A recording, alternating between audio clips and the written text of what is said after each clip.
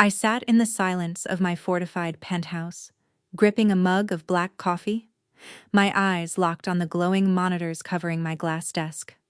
On the high-definition feed, my father, Vernon, drove a steel crowbar into the mahogany front door of my former apartment, splintering the deadbolt with a sickening crack.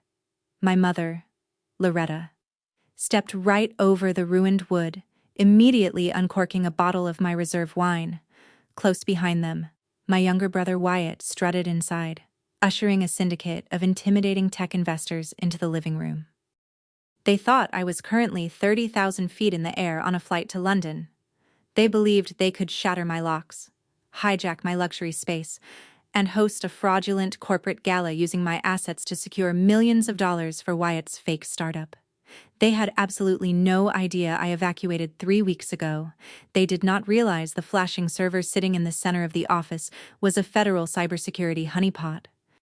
On the screen, Wyatt smirked, plugging a silver flash drive directly into my decoy network. I set my coffee down and tapped the enter key. Heavy steel security shutters slammed over the floor-to-ceiling windows, permanently sealing the exits and trapping them inside for the tactical breach. Before I reveal exactly how my entitled family walked blindly into a federal cage, drop your city in the comments below. Hit the like button and subscribe if you love seeing arrogant trespassers face ultimate justice. The true catalyst occurred 3 weeks prior to the lockdown. On a Friday evening in the fall of 2010, I stepped out of the elevator and walked down the quiet, carpeted corridor of my building. I had just completed a grueling 60-hour security audit for an international financial institution. My muscles physically ached, and my vision blurred slightly from staring at cascading lines of code, hunting for microscopic vulnerabilities in their server architecture. I wanted nothing more than a hot shower and absolute silence. I slid my key into the heavy brass lock of my mahogany front door. The cylinder turned with its usual solid click. I pushed the door open, reached for the light switch, and stopped dead on the threshold. My pristine sanctuary was shattered. A violent trail of dried, caked mud tracked directly across the cream fibers of my Persian rug. I dropped my briefcase. It hit the hardwood floor with a heavy thud. I stepped inside, my pulse accelerating into a rapid, mechanical rhythm. I scanned the living room. Expensive decorative cushions lay scattered across the floor, discarded like garbage. The glass doors of my custom liquor cabinet hung wide open, the hinges strained. 3 bottles of reserve bourbon were missing, leaving prominent circular dust rings on the polished dark wood. A discarded tumbler sat on the coffee table, a small puddle of amber liquid staining a stack of design magazines. I moved down the hallway, my footsteps silent against the wood. I pushed open the door to my home office. The space served as my command center, a fortress of digital security and quiet order. Now, it looked like a ransacked storage unit. The top drawers of my steel filing cabinets hung ajar, the metal locks visibly warped and scratched by a flathead screwdriver. They had rifled through my printed financial ledgers and tossed discarded tax documents across my glass desk. But my eyes bypassed the scattered paperwork. They locked onto the empty space resting above the bookshelves. The velvet-lined display case was open. My grandmother's antique violin was gone. The instrument was a priceless family heirloom. It carried the physical memory of the only relative who ever showed me genuine affection. The woman who funded my first computer and encouraged my intellect when my parents dismissed it. The empty velvet indentation hit me with the force of a physical blow. I backed out of the office and walked directly into the kitchen. Resting perfectly centered on the white marble island was a piece of torn notebook paper. I picked it up. The handwriting consisted of the loopy, hurried cursive I recognized instantly. It belonged to Loretta. The ink detailed a casual, breathtakingly entitled message. She claimed they had borrowed the instrument to pawn it. She wrote that Wyatt needed urgent seed money to secure server space for his new tech startup. The ink spelled out a masterclass in manipulation, stating that since I never played the dusty old thing anyway, I should be thrilled to help my younger brother build his future. She ended the note with a flippant reminder to buy more bourbon because they had run dry celebrating his upcoming launch. I set the paper down on the marble surface. I reached into my coat pocket and pulled out my keychain, staring at the metal rings. The exact methodology of their invasion crystallized in my mind. 5 years ago, I gave Vernon an emergency spare key after a severe winter storm knocked out the city's power grid. I provided it for absolute, life-threatening emergencies. They retained it, quietly placing it on their key rack, and weaponized my past trust to fund my brother's narcissistic delusions. A normal person would have grabbed their phone immediately. They would have dialed their parents, screaming into the receiver, demanding the rapid return of their property. They would have collapsed onto the kitchen floor, weeping over the violation of their safe space. I did not shed a single tear. I did not scream. I stood perfectly still in the center of the violated kitchen. I closed my eyes. The remaining frayed threads of my familial loyalty snapped, dissolving completely into the cold air of the apartment. I had spent my entire adult life building a quiet, lucrative existence, maintaining a polite, distant boundary to avoid their constant demands for financial handouts. I played the role of the solitary, unremarkable daughter to keep the peace. That peace was officially terminated. They viewed my success as a communal asset. They looked at my apartment and saw a hardware store they could loot whenever Wyatt mismanaged his finances. They thought I was a passive corporate drone who would swallow the theft and write it off as an obligatory family tax. They failed to comprehend the fundamental nature of my profession. A cybersecurity architect does not rely on emotion. I analyze threats. I build impenetrable digital fortresses. I isolate malware. And I permanently neutralize the adversaries who attempt to breach my perimeter. I opened my eyes. The initial shock evaporated, leaving behind a glacial, terrifying clarity. I did not sit at my desk, nor did I reach for my keyboard. Not yet. In digital warfare, the first rule of engagement is to establish the baseline of your adversary. I needed to see their faces, to document their unearned confidence before I dismantled it. I stepped back from the office, leaving the ransacked room in darkness. The time for silent endurance was over. Absolute war was coming, and the audit would begin tomorrow morning in the suburbs.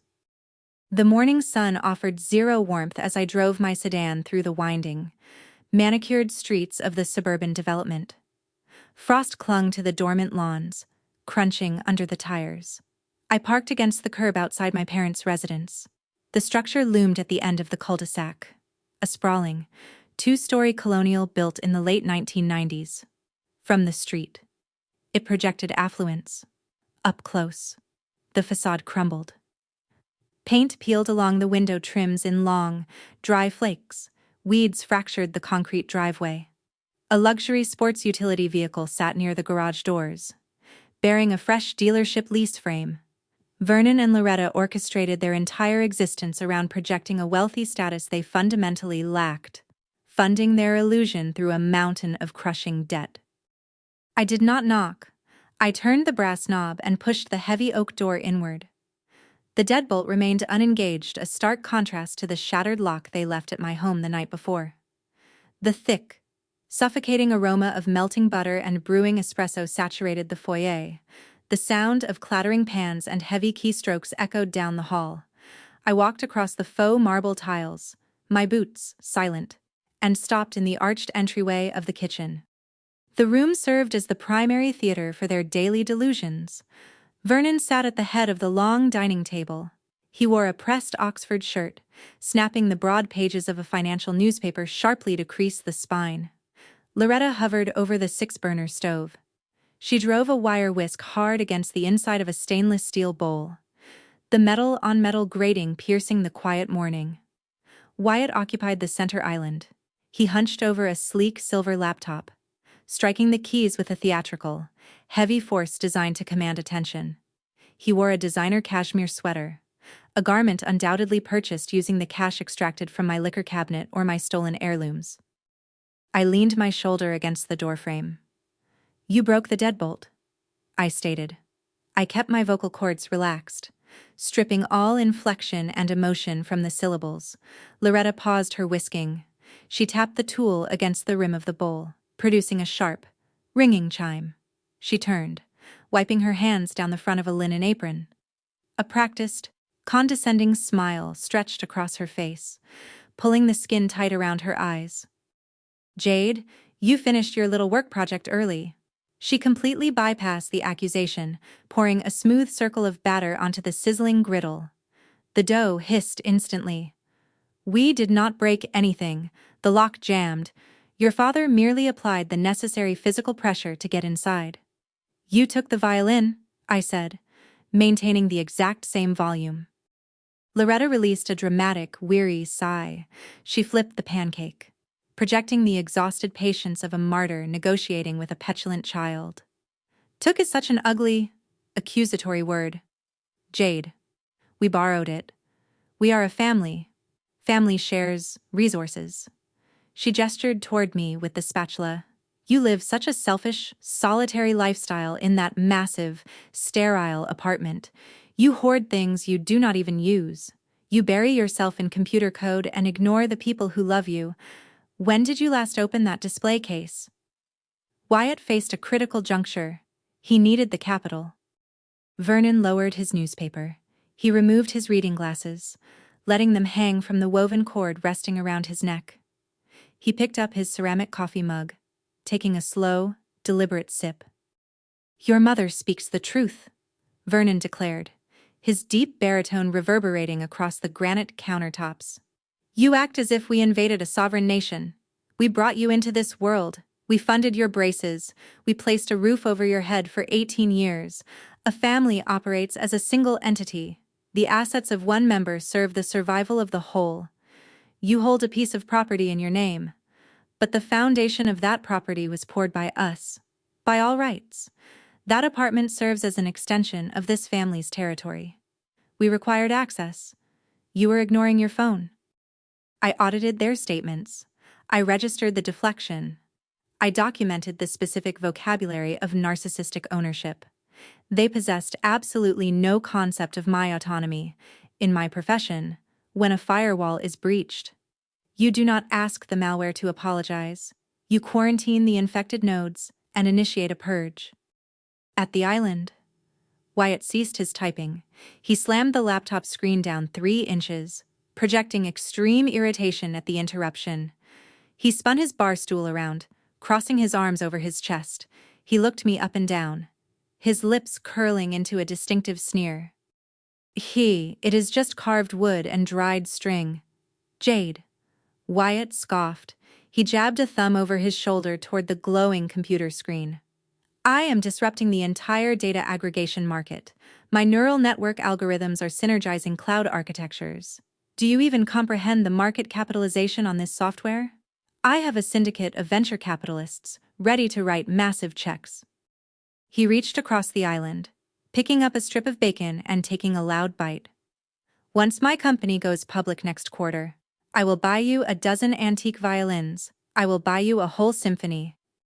He let out a short, arrogant laugh, shaking his head. "You spend your days punching a clock for a commercial bank. You secure firewalls to protect someone else's wealth. You are a digital janitor, sweeping up bugs for the real players. You lack vision. Stop crying over a dusty instrument and look at the bigger picture." I absorbed the barrage. I did not clench my jaw. I did not cross my arms.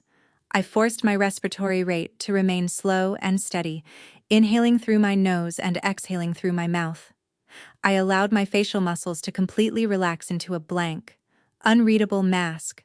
I observed them not as my mother, father, and brother, but as active, hostile threats operating within my perimeter.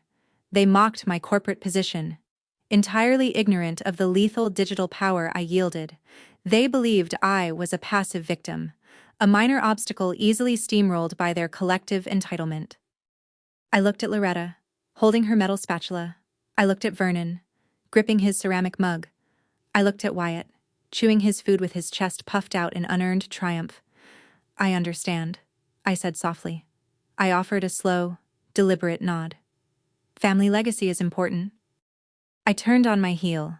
I walked down the hallway, traversed the faux marble foyer, and pulled the heavy oak door firmly shut behind me. I walked down the cracked concrete driveway toward my sedan. The cold morning air filled my lungs. The fragile, compliant daughter they expected to manipulate died inside that kitchen. The auditor had arrived. I drove back to the city center, the skyline reflecting off my windshield in sharp, jagged lines. I bypassed the building's concierge, swiped my security fob, and rode the elevator to my floor. I inserted my key, pushed open the shattered remains of my front door, and ignored the dried mud staining the Persian rug. I walked directly into my home office. I pulled the heavy blackout curtains shut, plunging the room into deep shadows. I dropped into my ergonomic chair and tapped the spacebar. The dual monitors flared to life, casting a pale, clinical blue light across the glass surface of my desk. Wyatt bragged about disrupting markets. He boasted about neural networks and cloud synergies at the kitchen island. But arrogant men inevitably leave massive, reckless digital footprints. I cracked my knuckles, resting my hands over the mechanical keyboard. I launched my encrypted terminal. I typed a rapid sequence of commands, initiating a covert back-channel registry sweep. I needed the foundational architecture of his supposed empire. I accessed state corporate filings, isolating the primary domain tied to his entity. Wyatt purchased his server space from a discount commercial host. He shielded his network with a basic, off-the-shelf firewall. It constituted the digital equivalent of a brittle twig holding a steel gate closed. I did not force the gate. I searched for a side window. I deployed a packet sniffer, a specialized diagnostic tool, to capture the data packets traveling between his server and the public web. The data streamed down my left monitor in endless, cascading lines of green text. I scrutinized the traffic patterns. Wyatt failed to implement two-factor authentication for his administrative access. He routed his logins through unsecured channels. I compiled a brute force decryption script, feeding it variations of his birth date, his college fraternity, and his middle name. The terminal hummed, cycling through thousands of cryptographic permutations per second. I leaned back, sipping a glass of lukewarm water, watching the progress bar crawl across the screen. Exactly 2 hours and 41 minutes later, the terminal emitted a sharp, satisfying click. The command prompt flipped from denied to granted. I crossed the threshold into his internal network. No alarms triggered, no defensive countermeasures deployed. I achieved complete root access. I navigated the root directories. I searched for his vaunted product. I scanned for code repositories, machine learning models, or proprietary algorithms. The queries returned 0 results. I dug into the hidden subdirectories. I found nothing but plagiarized open-source scripts and empty placeholder files. Wyatt manufactured absolute vaporware. He possessed no software. I shifted my crosshairs to the financial infrastructure. I located the master accounting databases. I bypassed the superficial read-only locks and initiated a bulk extraction protocol. The files funneled through my secure proxy, compiling onto my isolated ghost server. I opened the spreadsheets. Columns of raw financial data flooded the monitors. I executed a sorting algorithm to categorize the incoming capital. Millions of dollars in venture capital flowed into a primary operating account. I tracked the outgoing disbursements. A legitimate startup allocates capital toward payroll, server maintenance, and research. Wyatt routed $0 toward development. Instead, the money bled outward through a convoluted maze of transfers. He funneled the investor capital into 3 distinct shell corporations registered in Delaware. From those domestic shells, he initiated continuous international wire transfers, pushing the funds into offshore holding accounts in the Caymans and the British Virgin Islands. Wyatt operated a textbook Ponzi scheme, laundering the capital to mask the theft. I traced the debit routing numbers attached to the offshore nodes. The bank statements painted a masterpiece of sheer financial treason. I matched the routing hashes to vendor profiles. Wyatt siphoned the venture capital to fund an obscene lifestyle. The ledger detailed massive outgoing wires to luxury car dealerships, securing leases for imported sports cars. I found repeating high 5-figure charges mapped to exclusive nightlife venues, VIP bottle service, and private yacht charters. The bespoke cashmere sweater he wore at the kitchen island matched a recent debit from a high-end European tailor. He transformed the trust of his investors into a personal, limitless slush fund. He lived like a billionaire on stolen equity. I scrutinized the most recent transaction logs, hunting for the specific anomaly that triggered the break-in. The pattern of reckless spending halted abruptly 14 days ago. A glaring red deficit materialized in the margin ledger. Wyatt grew greedy. He leveraged the remaining stolen capital on high-risk derivatives, betting heavily on volatile tech stocks. The market shifted against him. A prominent brokerage firm issued a severe margin call. The deficit demanded immediate liquidity. He faced automatic liquidation and total exposure if he failed to produce the cash. I traced the timestamps. The brokerage issued the final warning exactly 48 hours before Vernon drove a crowbar through my door lock. The narrative clicked into perfect, devastating focus. They did not steal my violin to fund a visionary launch. They did not need seed money to secure server space. My parents pawned my irreplaceable heirloom to plug a gaping, bleeding hole in a sinking, criminal ship. They destroyed my sanctuary to keep Wyatt out of a federal penitentiary. I extracted the offshore routing nodes. I isolated the wire transfer hashes, capturing the undeniable digital fingerprints of every single embezzled dollar. I cross-referenced the fake Delaware shell companies with the corresponding Caymans accounts. I compiled the evidence into a master directory. I organized the data into chronological folders, building a clear, irrefutable timeline of wire fraud, grand larceny, and corporate embezzlement. I ran a heavy encryption protocol over the directory, locking the data behind a military-grade cipher. I exported the completed dossier onto a secure, ruggedized flash drive. The transfer progress bar hit 100%. The screen displayed a successful copy prompt. I safely ejected the drive. I pulled the device from the port. The cold metal rested heavy in my palm. The rage inside my chest crystallized into absolute, lethal calm. Wyatt thought he controlled the board. He thought he could steal from me without consequence. I closed my hand around the drive. I now held the ammunition required to completely obliterate his existence. I kept the encrypted flash drive resting on the glass surface of my desk. The primary financial extraction concluded, but my intrusion protocol remained active, silently siphoning the residual data packets flowing through Wyatt's compromised network. To orchestrate a fraud of this magnitude, an embezzler requires a continuous exchange of information. He required accomplices. I deployed a specialized scraping script, directing it to penetrate the administrative layer of his email server. The terminal blinked, aggregating hundreds of messages into a raw text file. I applied a targeted search filter, isolating correspondences containing Vernon and Loretta's specific email addresses. The query rapidly sifted through the digital noise, returning a dense cluster of threads originating over the past 48 hours. The subject line of the most recent, highly active exchange read simply, "Capital Injection Logistics." I click the file. The plain text loaded onto the stark black background of my right monitor, the bright green font illuminating the dark room. I scrutinized the timestamps. The digital conversation initiated shortly after I departed their suburban kitchen that very morning, while the engine of my sedan was still cooling in my parking garage. Wyatt opened the thread with a frantic, disorganized status report. The pawned violin covered the immediate margin deficit, suppressing the immediate threat of liquidation, but his overarching financial hemorrhage demanded a massive, sustained influx of cash. The stolen heirloom merely bought him a handful of days. He detailed a critical upcoming meeting scheduled for the following Saturday evening.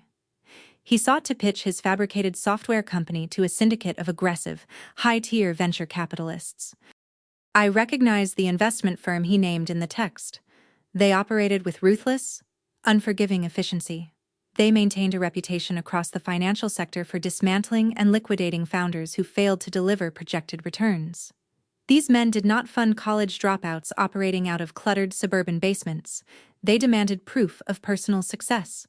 They required physical evidence of extreme wealth, operating under the assumption that a founder possessing significant personal capital presented a significantly lower investment risk. Wyatt explicitly stated his dilemma, his keystrokes conveying raw panic. He possessed a leased luxury sports car, he owned bespoke designer sweaters, he frequented exclusive nightlife venues. However, he lacked the requisite high-end real estate to project the definitive image of a prodigy tech titan. He needed a stage. He needed a sprawling, luxury backdrop to host a lavish investor gala, complete with top-tier network architecture to simulate his vaporware demonstration. He begged his parents for a solution, warning them that the syndicate would walk away if he appeared desperate. I scrolled down, accessing Vernon's response. My father did not counsel caution. He did not suggest renting a temporary corporate boardroom or a luxury hotel suite. He offered up my entire existence. Vernon reminded Wyatt of my upcoming travel itinerary. I maintained a strict, highly predictable corporate schedule, a fact they monitored closely.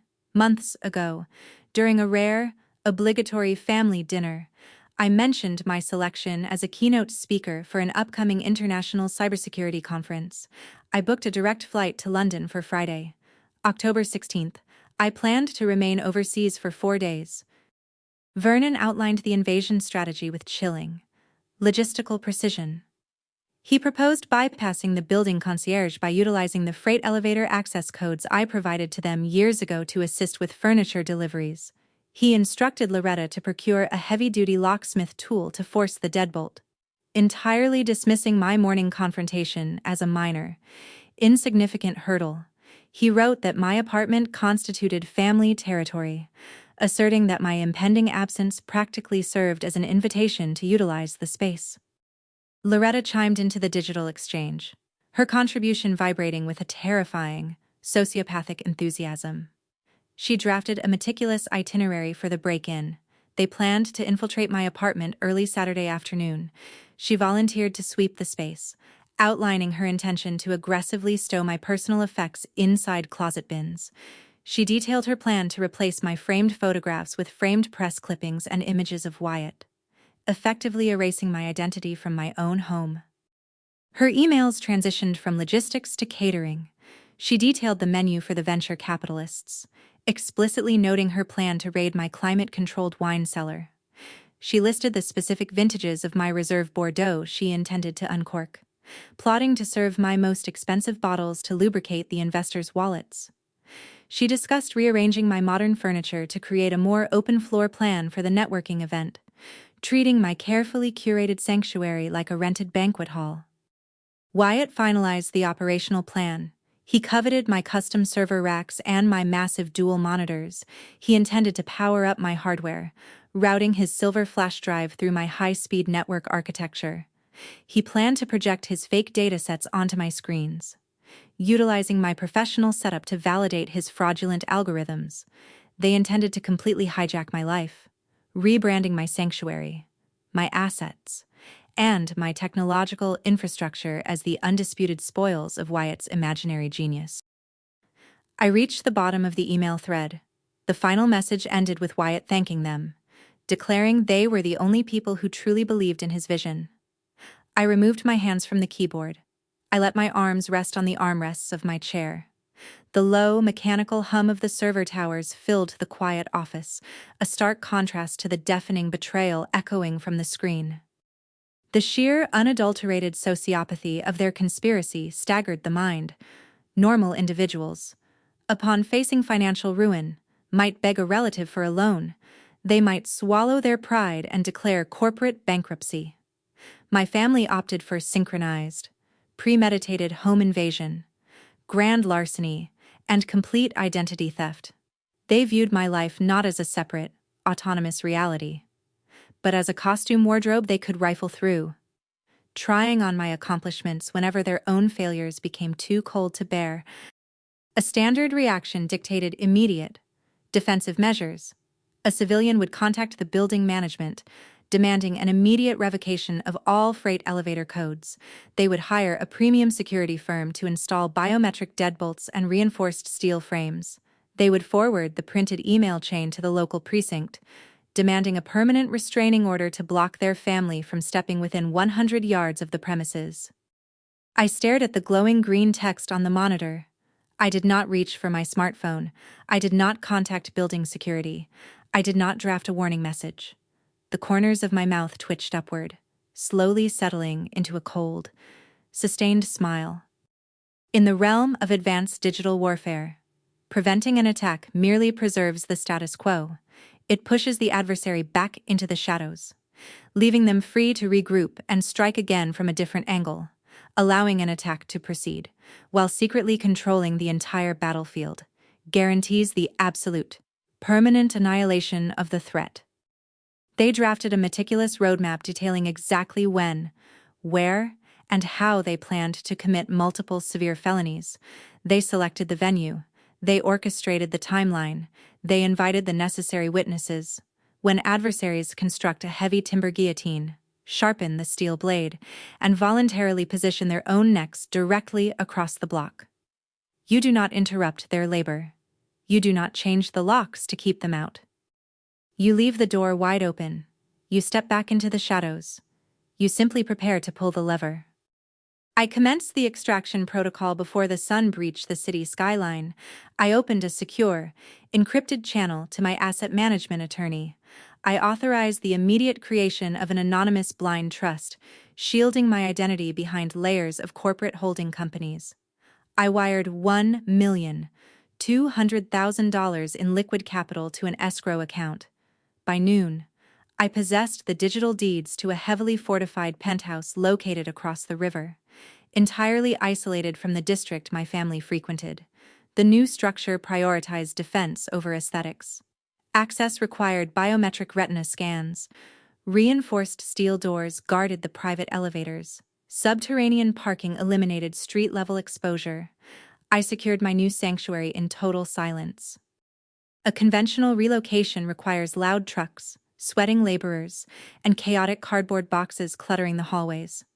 A conventional relocation attracts attention. I required absolute invisibility. I leased a nondescript, unmarked cargo van using a corporate proxy account. I parked the vehicle in the subterranean loading dock of my building. I operated exclusively within the dead zone, maximizing my efforts between the hours of 2 o'clock and 5 o'clock in the morning, when the city slept and the building staff rotated shifts. I dismantled my reality piece by piece. I disconnected my primary server racks, unspooling miles of fiber optic cables. I hoisted the heavy steel chassis onto a rubber-wheeled hand truck. I braced the weight against my shoulders, navigating the freight elevator with calculated precision. My muscles burned. Sweat stung my eyes. I pushed through the physical exhaustion, fueled by the cold adrenaline of impending retribution. I boxed my irreplaceable items. I packed original property deeds, encrypted hard drives, and the remaining heirlooms Loretta failed to plunder. I transported the heavy plastic crates down to the concrete loading dock, stacking them inside the cargo van. I drove the route to the new penthouse, unloaded the cargo into the secure vault, and drove back before the morning traffic materialized. I repeated this grueling circuit for 10 consecutive nights. I dissolved my presence, erasing the core of my existence from the space. Removing my authentic assets solved only half the equation. An empty apartment triggers questions. A hollow space invites suspicion. I needed to construct a flawless illusion. I needed a decoy. During my lunch breaks at the financial institution, I accessed wholesale furniture liquidation networks. I cross-referenced the dimensions of my actual furniture. I ordered cheap, mass-produced replicas. I swapped my authentic Italian leather sofa for a stiff polyurethane knockoff. I replaced my heavy oak dining table with hollow particle board. I switched my high-end memory foam mattress with a cheap spring coil derivative. The visual footprint remained identical to the untrained eye, but the intrinsic value evaporated. I purged my closet. I transported my tailored suits, silk blouses, and expensive footwear to the secure penthouse. I left behind outdated sweaters, worn denim, and scuffed shoes, arranging the garments on the wooden hangers to simulate a fully occupied wardrobe. I stocked the refrigerator with expiring dairy and cheap produce. I placed half-empty water glasses on the bedside tables. I draped a discarded throw blanket over the arm of the replica sofa. I engineered the detritus of a lived-in space. The physical illusion required a digital heartbeat.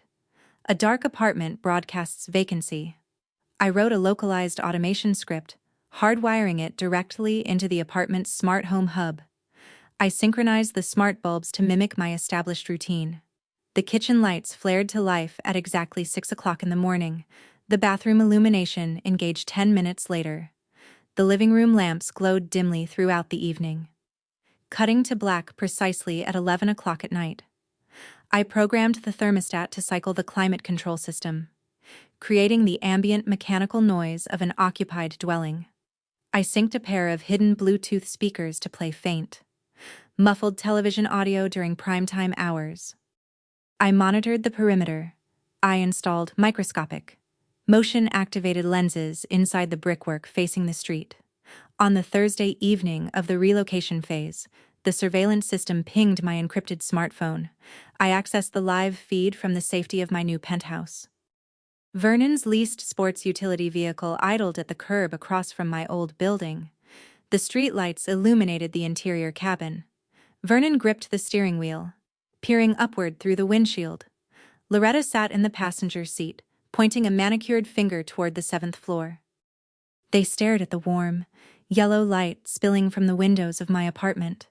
They watched the shadows shift against the blind shadows generated by rotating smart bulbs I programmed 2 days prior. I zoomed the camera lens, capturing the satisfied, arrogant smiles spreading across their faces. They pointed at the moving shadows, exchanging enthusiastic nods. They believed I sat inside, oblivious, sipping tea on my couch. They believed my sanctuary awaited their impending invasion.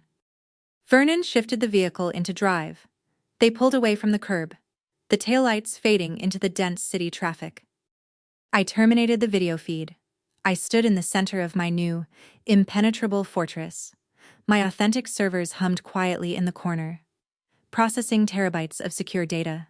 My genuine assets rested securely inside biometric safes. I had successfully stripped away every single vulnerability. I had extracted the marrow of my existence, leaving behind a hollow, weaponized shell. I poured a glass of ice water and stared out over the illuminated skyline. I controlled the battlefield. The stage was perfectly set. The bait hung securely on the hook. I returned to the hollowed-out apartment on a Tuesday night to construct the digital snare. The physical illusion of the replica furniture provided the camouflage. Now, I required the bait. I transported a decommissioned, commercial-grade server tower into the vacant home office. The steel chassis weighed 80 pounds. I hoisted it onto the replica glass desk, centering the hardware prominently in the room. I oriented the cooling fans to face the doorway, ensuring the machine served as the immediate focal point for anyone entering the space. I routed thick bundles of Ethernet cables along the baseboards, anchoring the black cords with heavy-duty steel staples. The setup projected the undeniable aesthetic of a permanent, high-capacity corporate workstation. Wyatt demanded a stage to impress his venture capitalists. I built him an altar. I booted the decoy terminal. The dual cooling fans whirred to life, filling the quiet room with a low, steady mechanical hum. I opened my code editor. Wyatt promised his investors a live, functional demonstration of a proprietary algorithm. I needed to feed his arrogance. I spent 6 hours writing a labyrinth of simulated data. I generated thousands of files containing dummy variables, cascading loops, and complex mathematical models. I structured the directories using dense corporate jargon, labeling the folders with titles like predictive market synergy, neural aggregation protocols, and cloud architecture models. To an experienced cybersecurity professional, the code constituted absolute gibberish. However, to a desperate, failed entrepreneur attempting to con a room full of aggressive financiers, the directories represented a billion-dollar software breakthrough. The simulated data pulsed on the screen, an irresistible mirage of unearned wealth. The fake files functioned merely as the superficial wrapper. I embedded the true payload deep within the root directory of the operating system. I coded a highly aggressive, self-executing malware script, Tethering the command prompt directly to the server's universal serial bus ports, I configured the parameters to operate with absolute zero tolerance.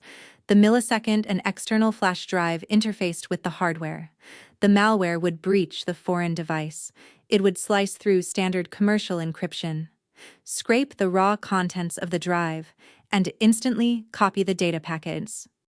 I did not route the outgoing transmission to my own encrypted network. Confiscating his offshore ledgers privately would constitute vigilantism, leaving me burdened with the responsibility of proving his crimes. I required a larger, more definitive hammer. I routed the exfiltration node directly to the automated threat reporting portal of the Federal Bureau of Investigation Cybercrimes Division. I disguised the outgoing ping as a Level 1 corporate intrusion alert. I formatted the data packets to match the exact protocol standards demanded by federal cyber analysts when Wyatt plugged his silver drive into my machine. He would not just initiate a fake software demonstration. He would actively hurl his hidden offshore ledgers, his fake shell company routing numbers, and his undeniable embezzlement tracks directly into the lap of federal law enforcement. A digital trap requires a physical cage. I abandoned the keyboard and retrieved my heavy canvas toolbox. The property developers of my building originally installed high-end security amenities for severe weather protection and urban lockdown scenarios. Heavy steel storm shutters lay coiled within the window frames, and solid-core mahogany doors housed internal electronic deadbolts. The property management controlled these countermeasures via a centralized, wall-mounted interface panel in the hallway. I unscrewed the plastic faceplate of the control panel, exposing a dense tangle of copper wiring and green circuit boards. I ignited my soldering iron, letting the metal tip heat until it glowed a dull orange. I severed the physical connection linking the apartment to the building's primary mainframe. I stripped the plastic casings from the copper wires, exposed the raw fibers, and spliced them directly into a custom microcontroller. I fused the connections with drops of molten solder, the sharp smell of ozone filling the corridor. I synchronized the microcontroller to a localized wireless network, broadcasting the signal exclusively to a heavily encrypted channel on my secure laptop. I established a master override switch. A single keystroke on my remote terminal would instantly sever the power relays, deploy the steel shutters, and disengage the internal door mechanisms, permanently sealing the perimeter. I executed a localized diagnostic test. I stood in the center of the living room and pressed the spacebar on my laptop. The response proved immediate and violent. The heavy steel storm shutters slammed downward over the floor-to-ceiling windows with a concussive, deafening crack. The metal barriers eclipsed the illuminated city skyline, plunging the apartment into absolute, suffocating darkness. The electronic deadbolts fired simultaneously, the heavy steel rods sliding into the reinforced door frames with sharp, definitive clicks. The ambient airflow ceased. The apartment transformed instantly from a luxury open-concept loft into a sealed concrete vault. I pressed the spacebar a second time. The gears engaged, pulling the heavy metal shutters back into the ceiling and retracting the deadbolts. The skyline reappeared. The physical cage functioned flawlessly. I required uninterrupted 360 degrees of visibility to monitor the execution. I dragged an aluminum stepladder across the hardwood floors. I removed the galvanized steel grates covering the overhead heating, ventilation, and air conditioning ducts. I mounted microscopic, high-definition camera lenses deep within the metal shafts, angling them to capture the entryway, the living room seating area, and the office desk. I positioned additional lenses behind the perforated plastic shells of the smoke detectors. I nestled a final, wide-angle lens within the dark crevices of a hollowed-out book spine on the office shelf. I routed the raw video feeds through a secure, off-site proxy server. I channeled the high-resolution streams directly to the massive monitors sitting on the glass desk in my new penthouse. I tested the audio receptors, confirming the microphones picked up the faintest sound of a pin dropping against the floorboards. I controlled the sight, the sound, and the physical architecture of the space. I descended the ladder and collapsed it. I stood in the center of the living room, conducting a final visual sweep of the environment. The cheap, polyurethane replica sofa sat perfectly angled around the hollow coffee table. The automated lighting schedule engaged, casting a warm, inviting yellow glow from the floor lamps. The decoy server hummed quietly in the adjacent office, its blue indicator lights pulsing rhythmically against the dark walls. The space projected the warmth, affluence, and security of an elite corporate architect. It masked the lethal reality hiding just beneath the drywall and within the lines of code. I had stripped away my sanctuary and replaced it with a weaponized, federal steel trap, perfectly calibrated, entirely invisible, and waiting patiently for its prey. Friday, October 16th, 2010, arrived with a heavy overcast sky. The city groaned under the weight of early morning traffic. It constituted the exact date of my scheduled departure for the International Cybersecurity Conference. I required a flawless performance to trigger the final phase of the operation. The execution demanded theatrical precision. I stood on the sidewalk outside a busy commercial transit hub, 2 miles away from my actual penthouse. The frigid autumn wind whipped my wool coat around my knees. I gripped the telescopic handle of a hollow, rolling suitcase, the prop served exclusively to validate my physical silhouette in public. I raised my arm, signaling a passing yellow taxi. The vehicle swerved against the curb, the tires scraping the concrete. I threw the empty suitcase into the trunk, pulled open the rear door, and slid onto the cracked vinyl seat. "Circle the financial district," I instructed the driver. "Keep the meter running." The cab merged back into the chaotic gridlock. Horns blared, sirens wailed in the distance. The abrasive, overwhelming ambient noise of the urban morning provided the perfect acoustic camouflage. I pulled my encrypted smartphone from my pocket and dialed Loretta. The line rang twice before she answered. "Jade," Loretta chimed. Her pitch sat half an octave higher than her baseline. The syllables rushed together, betraying a frantic, barely contained energy. "Are you at the terminal? Did you make it through the check-in counter?" I pinched the bridge of my nose, injecting a heavy dose of manufactured exasperation into my vocal cords. "I am sitting in deadlocked traffic on the expressway," I complained, raising my volume to compete with the blaring horn of a neighboring delivery truck. "The perimeter congestion stretches for 3 miles. The airline application indicates the security queues extend past the terminal doors. I will barely make the boarding call." "Oh, you poor thing," Loretta cooed. The sympathy possessed the depth of a shallow puddle. The fabricated concern masked a profound, predatory eagerness. "You just focus on getting to your gate. Do not worry about a single thing back here. We have everything completely under control." "I am powering down my devices the moment I step onto the jet bridge," I stated, establishing the critical operational parameter. "My phone remains offline for the next 14 hours while I cross the Atlantic. The conference organizers arranged a direct transport from Heathrow. I will not have signal until tomorrow morning." "Understood," Loretta replied. The sharp, satisfied smile radiating through the cellular connection felt practically physical. "Have a wonderful, productive trip, sweetheart. Turn off that screen and get some rest. We love you." "Goodbye, Loretta," I said. I terminated the call. I powered down the device, extracted the subscriber identity module card, and snapped the plastic chip in half. I dropped the fragmented pieces into a disposable coffee cup resting in the cab's cup holder. I severed the final tether linking my old life to their ongoing conspiracy. "Pull over at the next corner," I commanded the driver.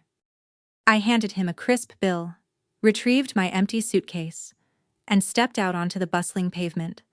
I walked half a block, turned down a narrow, shadowed alleyway, and stopped. A heavily tinted black sports utility vehicle idled near a loading dock. The private transport service I retained operated with absolute discretion. The rear door swung open. I abandoned the hollow prop suitcase beside a commercial dumpster, slid onto the plush leather seating, and instructed the driver to proceed to the secure penthouse. The transition from the chaotic, public street to the silent, climate-controlled interior of the vehicle mirrored my psychological shift. The theatrical performance concluded. The operative assumed control. The transport navigated the subterranean parking garage of my new building. I cleared the biometric security checkpoints, rode the private elevator, and stepped into my fortified sanctuary.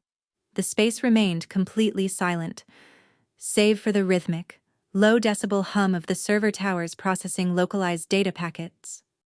I abandoned my wool coat over the back of a chair. I walked directly to the kitchenette, retrieved a ceramic mug, and poured a scalding measure of black coffee from the carafe. I carried the bitter liquid into my command center. I lowered my body into the ergonomic mesh chair facing the expansive glass desk. I woke the workstation. The massive, curved monitors flooded the dark room with a crisp, high-definition glow. I executed the surveillance initiation script. The screen fractured into a grid of distinct video feeds, capturing every conceivable angle of the weaponized apartment across the city. The top left quadrant displayed the exterior street view.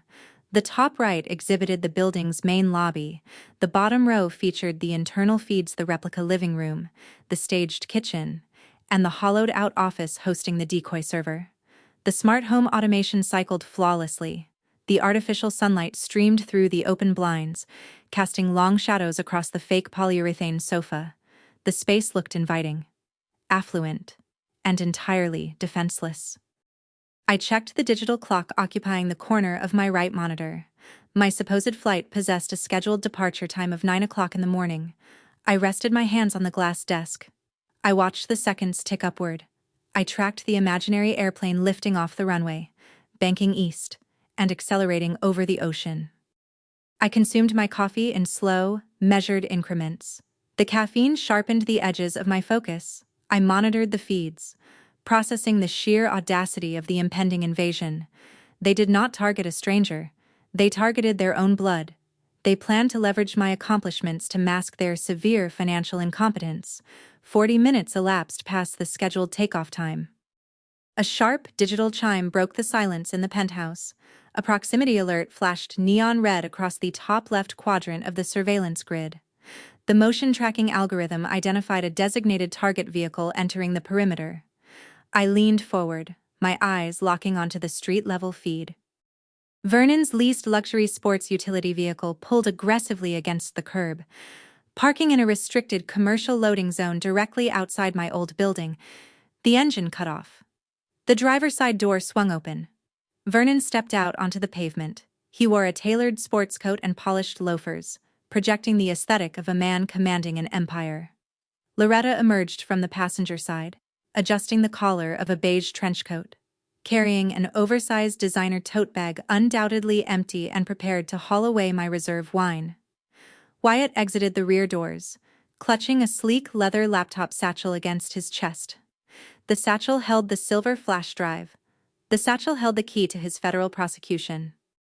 I tracked their movements as they approached the revolving glass doors of the building. I shifted my focus to the lobby camera, the weekend concierge, a young man occupied with sorting a stack of morning deliveries, stood behind the marble desk. Vernon did not hesitate. He did not lower his head or attempt to avoid detection. He marched through the lobby with a breathtaking, unearned arrogance. He offered the concierge a sharp, dismissive wave, acting with the absolute entitlement of a primary tenant. The concierge nodded politely, assuming Vernon possessed legitimate authorization. The trio bypassed the front desk and entered the elevator bank. I toggled the feed, pulling up the 7th floor corridor camera. The elevator doors parted. Vernon led the formation. He marched down the carpeted hallway, stopping directly in front of my mahogany door. He reached into the inner pocket of his sports coat and retrieved the brass emergency key. He did not hesitate. He did not glance over his shoulder to check for witnesses. He slid the jagged metal into the cylinder. The high-definition microphone embedded in the hallway fixture captured the heavy, metallic click of the tumblers aligning. Vernon gripped the brass handle and pushed the heavy door inward. The invasion officially commenced. The prey crossed the threshold. The steel cage awaited. Saturday evening descended over the city, casting long, jagged shadows across the skyline. Inside my secure penthouse, the environment remained pitch black, illuminated solely by the cascading video feeds glowing across my massive monitors. The previous 30 hours provided an agonizing display of territorial desecration. I watched Vernon and Loretta systematically erase my existence from the old apartment. They removed my abstract artwork, replacing the canvases with framed collegiate press clippings highlighting Wyatt's minor, fabricated achievements. They shoved my personal artifacts into heavy plastic bins, hiding them deep within the bedroom closets. They set a stage. Now, the actors arrived. At precisely 7 o'clock, the heavy mahogany door swung inward. Wyatt swaggered across the threshold. He wore a bespoke charcoal suit, the fabric draping flawlessly over his shoulders. The garment projected absolute corporate dominance, financed entirely by the embezzled capital he siphoned through his Delaware shell corporations. He commanded the room, leading a syndicate of 12 venture capitalists into the faux luxury living room. These men did not wear the casual fleece vests typical of standard angel investors. They wore aggressive, tailored pinstripes. They moved with the synchronized, predatory efficiency of a wolf pack entering unfamiliar territory. They scanned the crown molding, evaluated the square footage, and assessed the physical assets. Wyatt desperately needed their capital to cover his impending margin call. He owed millions. These men possessed the liquidity required to keep him out of a federal penitentiary. Loretta emerged from the kitchen, embracing the role of the affluent, aristocratic hostess. She wore an expensive cocktail dress, her posture rigidly upright. She carried a silver tray supporting a dozen crystal goblets. She bypassed the cheap liquor they brought themselves, opting instead to uncork 3 bottles of my reserve Cabernet Sauvignon. The vintage required 5 years of meticulous sourcing to acquire. She poured the dark, heavy liquid without spilling a single drop. She glided between the intimidating investors, offering the goblets with a practiced, predatory charm. She gestured toward the floor-to-ceiling windows. Sweeping her hand across the illuminated city skyline, she sold the illusion of absolute dominance, pointing out landmarks as if the family owned the concrete beneath them. Vernon anchored the opposite side of the room. He positioned himself directly in front of the replica polyurethane fireplace. He held a thick tumbler of amber bourbon, swirling the ice against the glass. He corralled 3 of the most imposing investors into a tight circle. He puffed his chest, his baritone voice booming across the hidden microphones concealed within the air vents. "My son operates on a different frequency," Vernon declared, taking a slow sip of the stolen liquor. "We recognized his genius intellect before he could even walk. He conceptualizes market structures ordinary men cannot comprehend." The lead investor, a broad-shouldered man bearing a severe expression, raised an eyebrow. "Genius requires capital to scale. Your son claims your family backstops his operations." Vernon let out a deep, booming laugh, a masterful deployment of psychological misdirection. "We possess a massive real estate portfolio. We own commercial towers and residential blocks spanning the eastern seaboard. We provide the foundational rock. Wyatt provides the vertical acceleration. The capital is endless." Vernon constructed a fortress of lies, brick by verbal brick. The investors nodded, their eyes calculating the immense net worth required to maintain such a sprawling, fictional estate. They swallowed the deception. In the center of the living room, Wyatt took control of the narrative. He leaned casually against the back of the cheap, replica leather sofa, swirling the wine in his goblet. He engaged the lead venture capitalist, projecting an aura of bored, effortless wealth. "This space is remarkable," the lead investor noted, tapping a knuckle against the hollow particle board of the dining table. "Prime location, unobstructed views, the overhead must be staggering." Wyatt smiled. He lied with terrifying, sociopathic ease. "I purchased this loft outright with the exit liquidity from my first platform build," he stated, his voice smooth and entirely devoid of hesitation. "A man requires a quiet sanctuary to compile code. It serves its purpose." The venture capitalists exchanged approving glances. In their ruthless industry, physical luxury equaled fiscal stability. They interpreted the panoramic views and the expensive wine as undeniable proof of Wyatt's past success. They believed the illusion. The dramatic irony saturated the air, thick and suffocating. I sat motionless in my ergonomic chair. I watched the high-definition cameras capture every lie, every boast, and every sip of stolen wine. The microphones transmitted the sharp clinking of crystal goblets directly into my noise-canceling headphones. They toasted to their imminent success. They celebrated a massive, impending victory inside a room actively recording their every breath. They stood inside a wiretapped cage, congratulating themselves on the architecture of their own prison. I tracked their movements across the infrared overlay. I monitored their heat signatures. Wyatt played the perfect host. But beneath the bespoke tailoring, a frantic desperation leaked through his micro-expressions. His jaw clenched whenever an investor looked too closely at a fixture. His eyes darted toward the hallway. He possessed less than 72 hours before his brokerage liquidated his remaining assets.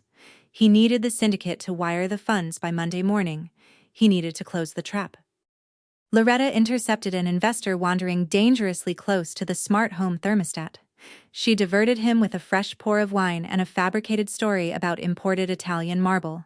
Vernon continued to occupy the vanguard, absorbing questions about liquidity and deflecting them with grandiose tales of imaginary corporate acquisitions. The family operated as a synchronized, criminal unit. They utilized my achievements as a flesh suit, parading around my territory, entirely ignorant of the crosshairs resting squarely on their foreheads. The pleasantries reached their natural conclusion. The atmosphere shifted from social networking to ruthless business. The lead investor set his empty goblet down on the coffee table. He checked his heavy steel wristwatch. "The wine is exceptional, Wyatt," the lead investor stated, cutting through the ambient chatter. "The real estate is impressive, but we do not write checks for skyline views. You promised a live demonstration of the neural aggregation protocol.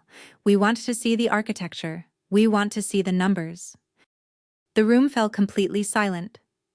The remaining investors turned their attention to Wyatt, their expressions hardening into masks of pure, analytical calculation. The social facade dissolved. The predators demanded the meat. Wyatt nodded, his smile tightening just a fraction of an inch. He placed his glass on a side table and adjusted the cuffs of his tailored shirt. He projected unshakable confidence. But the hidden microphones picked up the slight, erratic hitch in his breathing. "Gentlemen," Wyatt announced, gesturing toward the hallway leading to the home office. "Allow me to show you the engine. Step into the workspace. The algorithm speaks for itself."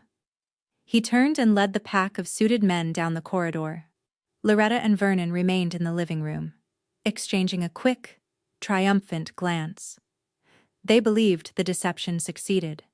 They believed the finish line sat mere inches away. I shifted my posture in the dark penthouse. I placed my fingers lightly over the mechanical keys of my workstation.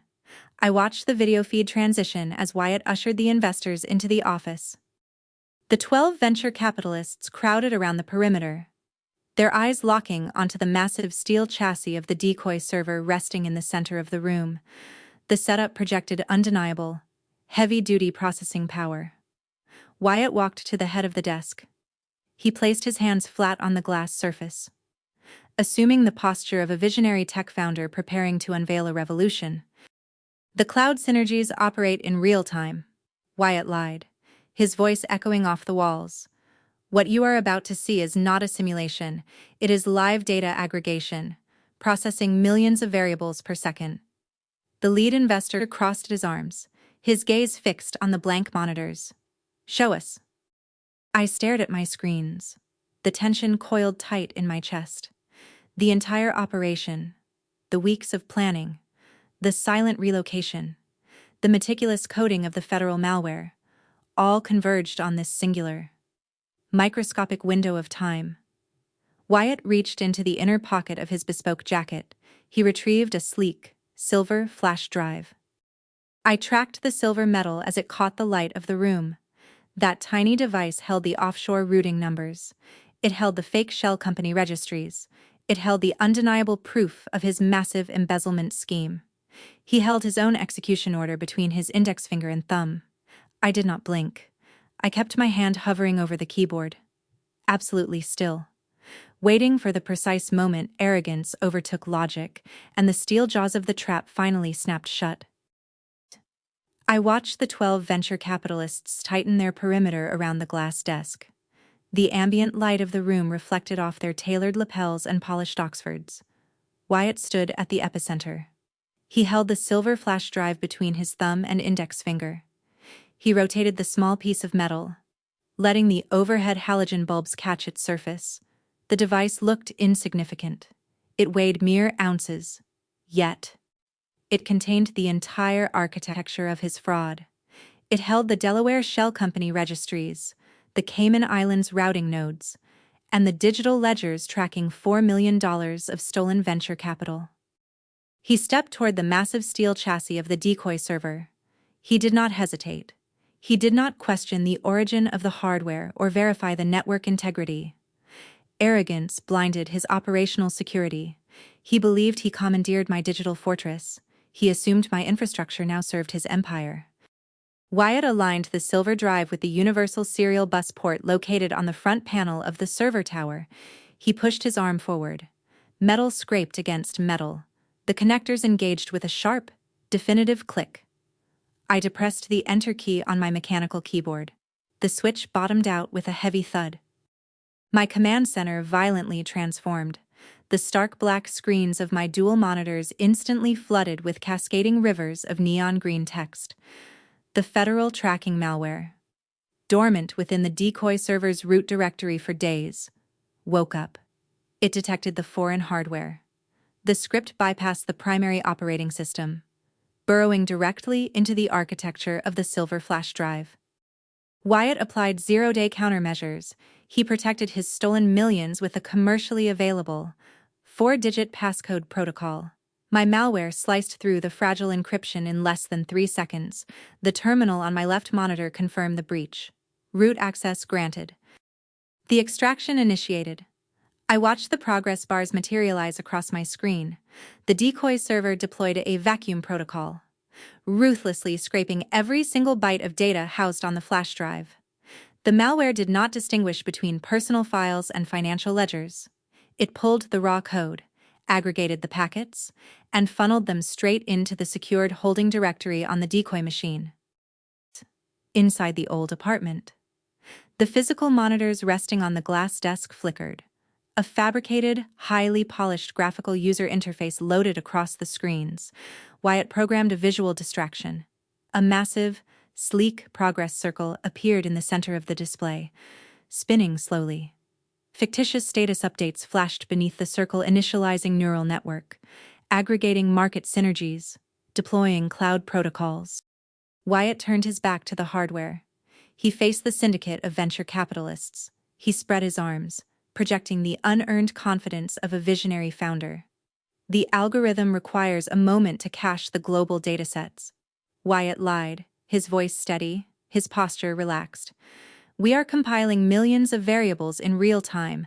Once the initialization concludes, the interface will generate the predictive models.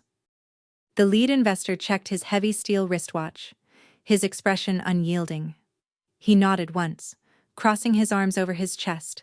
He accepted the delay. He watched the spinning circle, entirely oblivious to the catastrophic data hemorrhage occurring just inches away.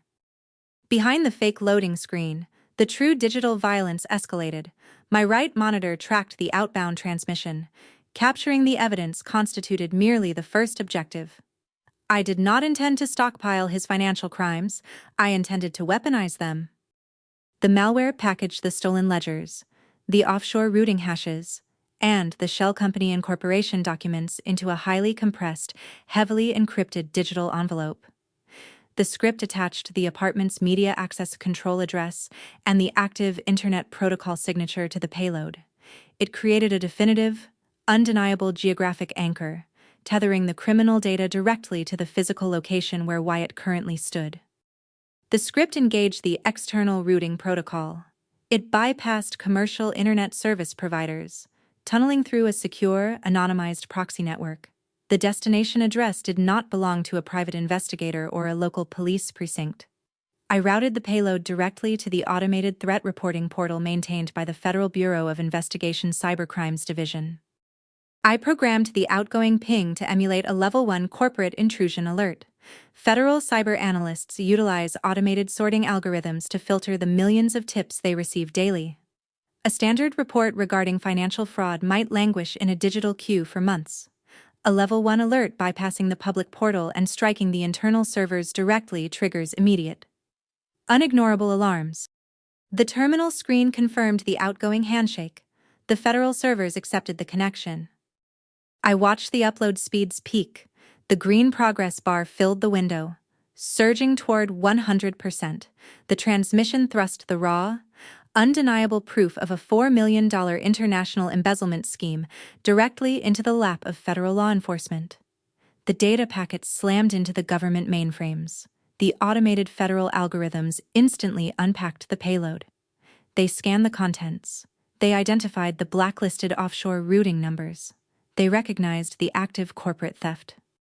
Miles away, inside a secure federal facility, proximity alarms undoubtedly blared.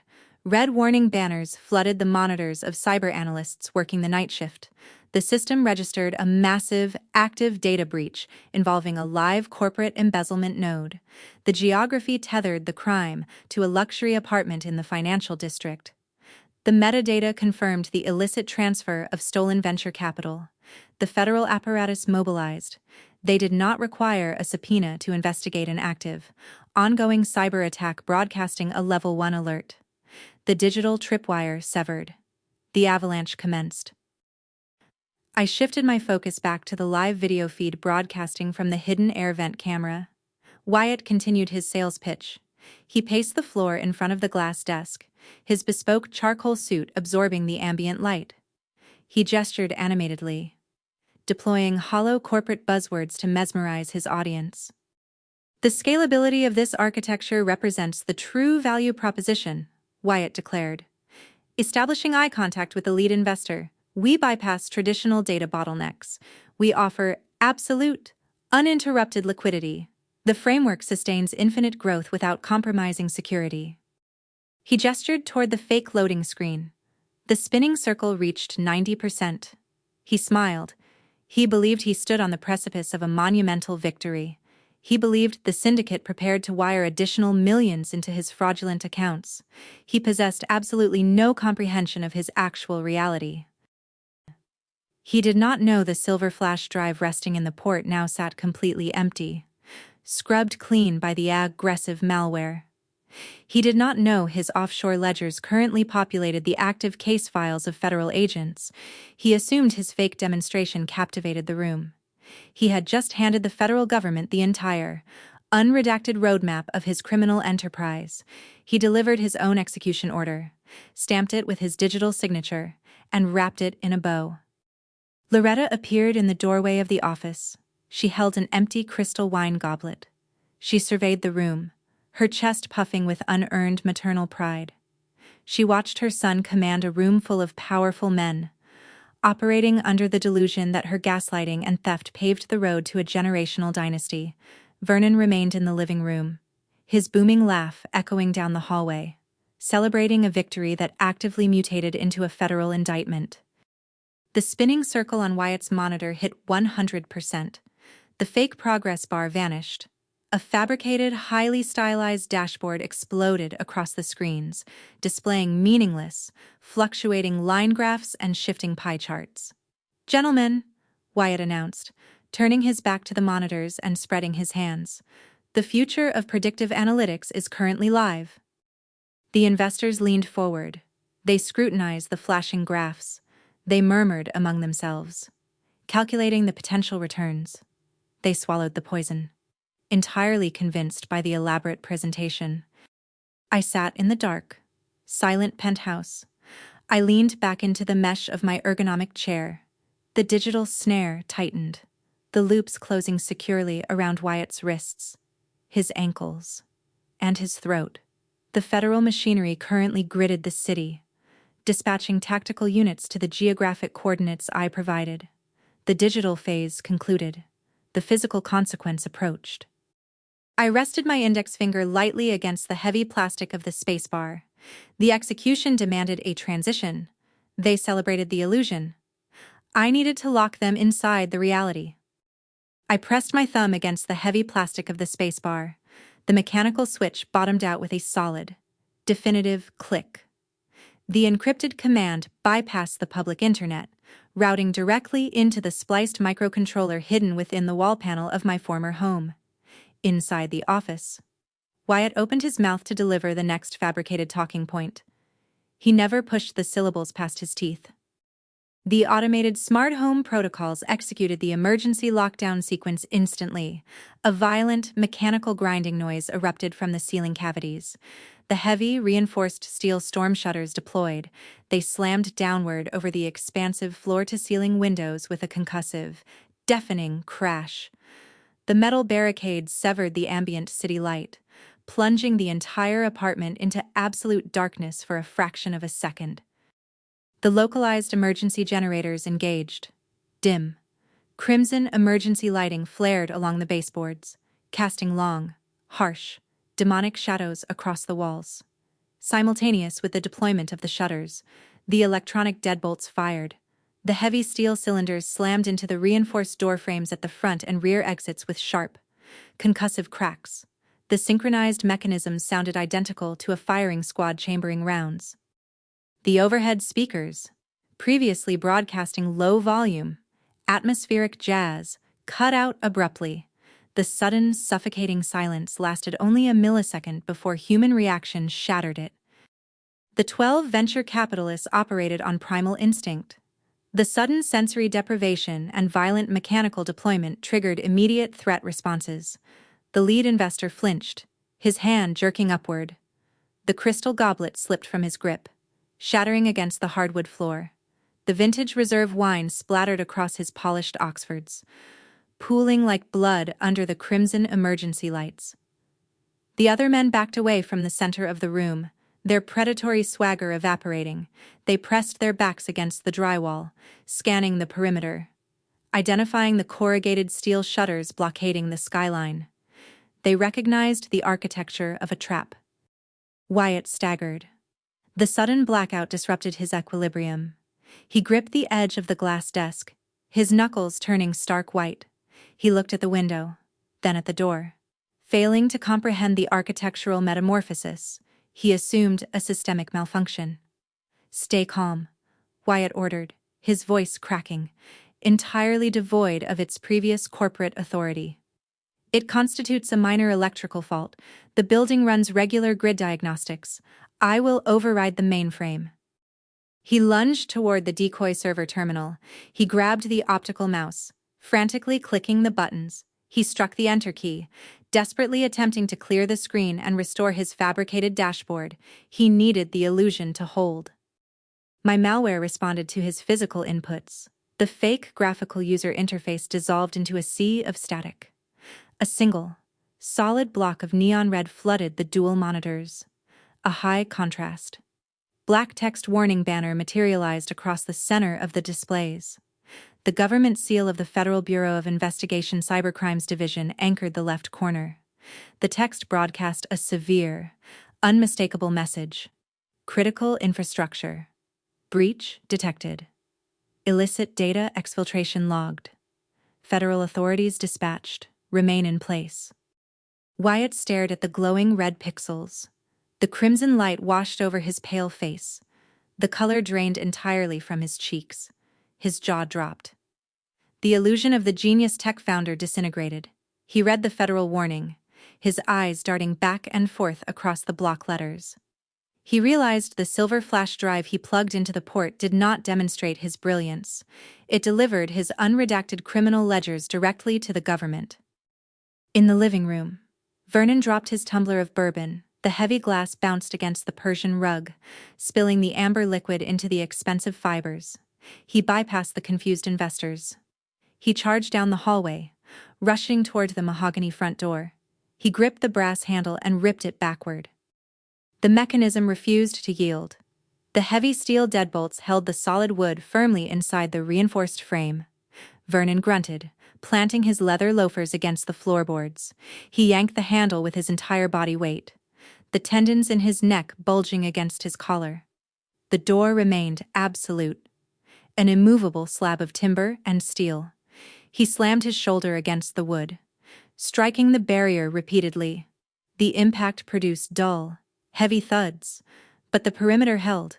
He possessed no leverage against military-grade containment protocols. Loretta abandoned the silver serving tray on the hollow particleboard kitchen island.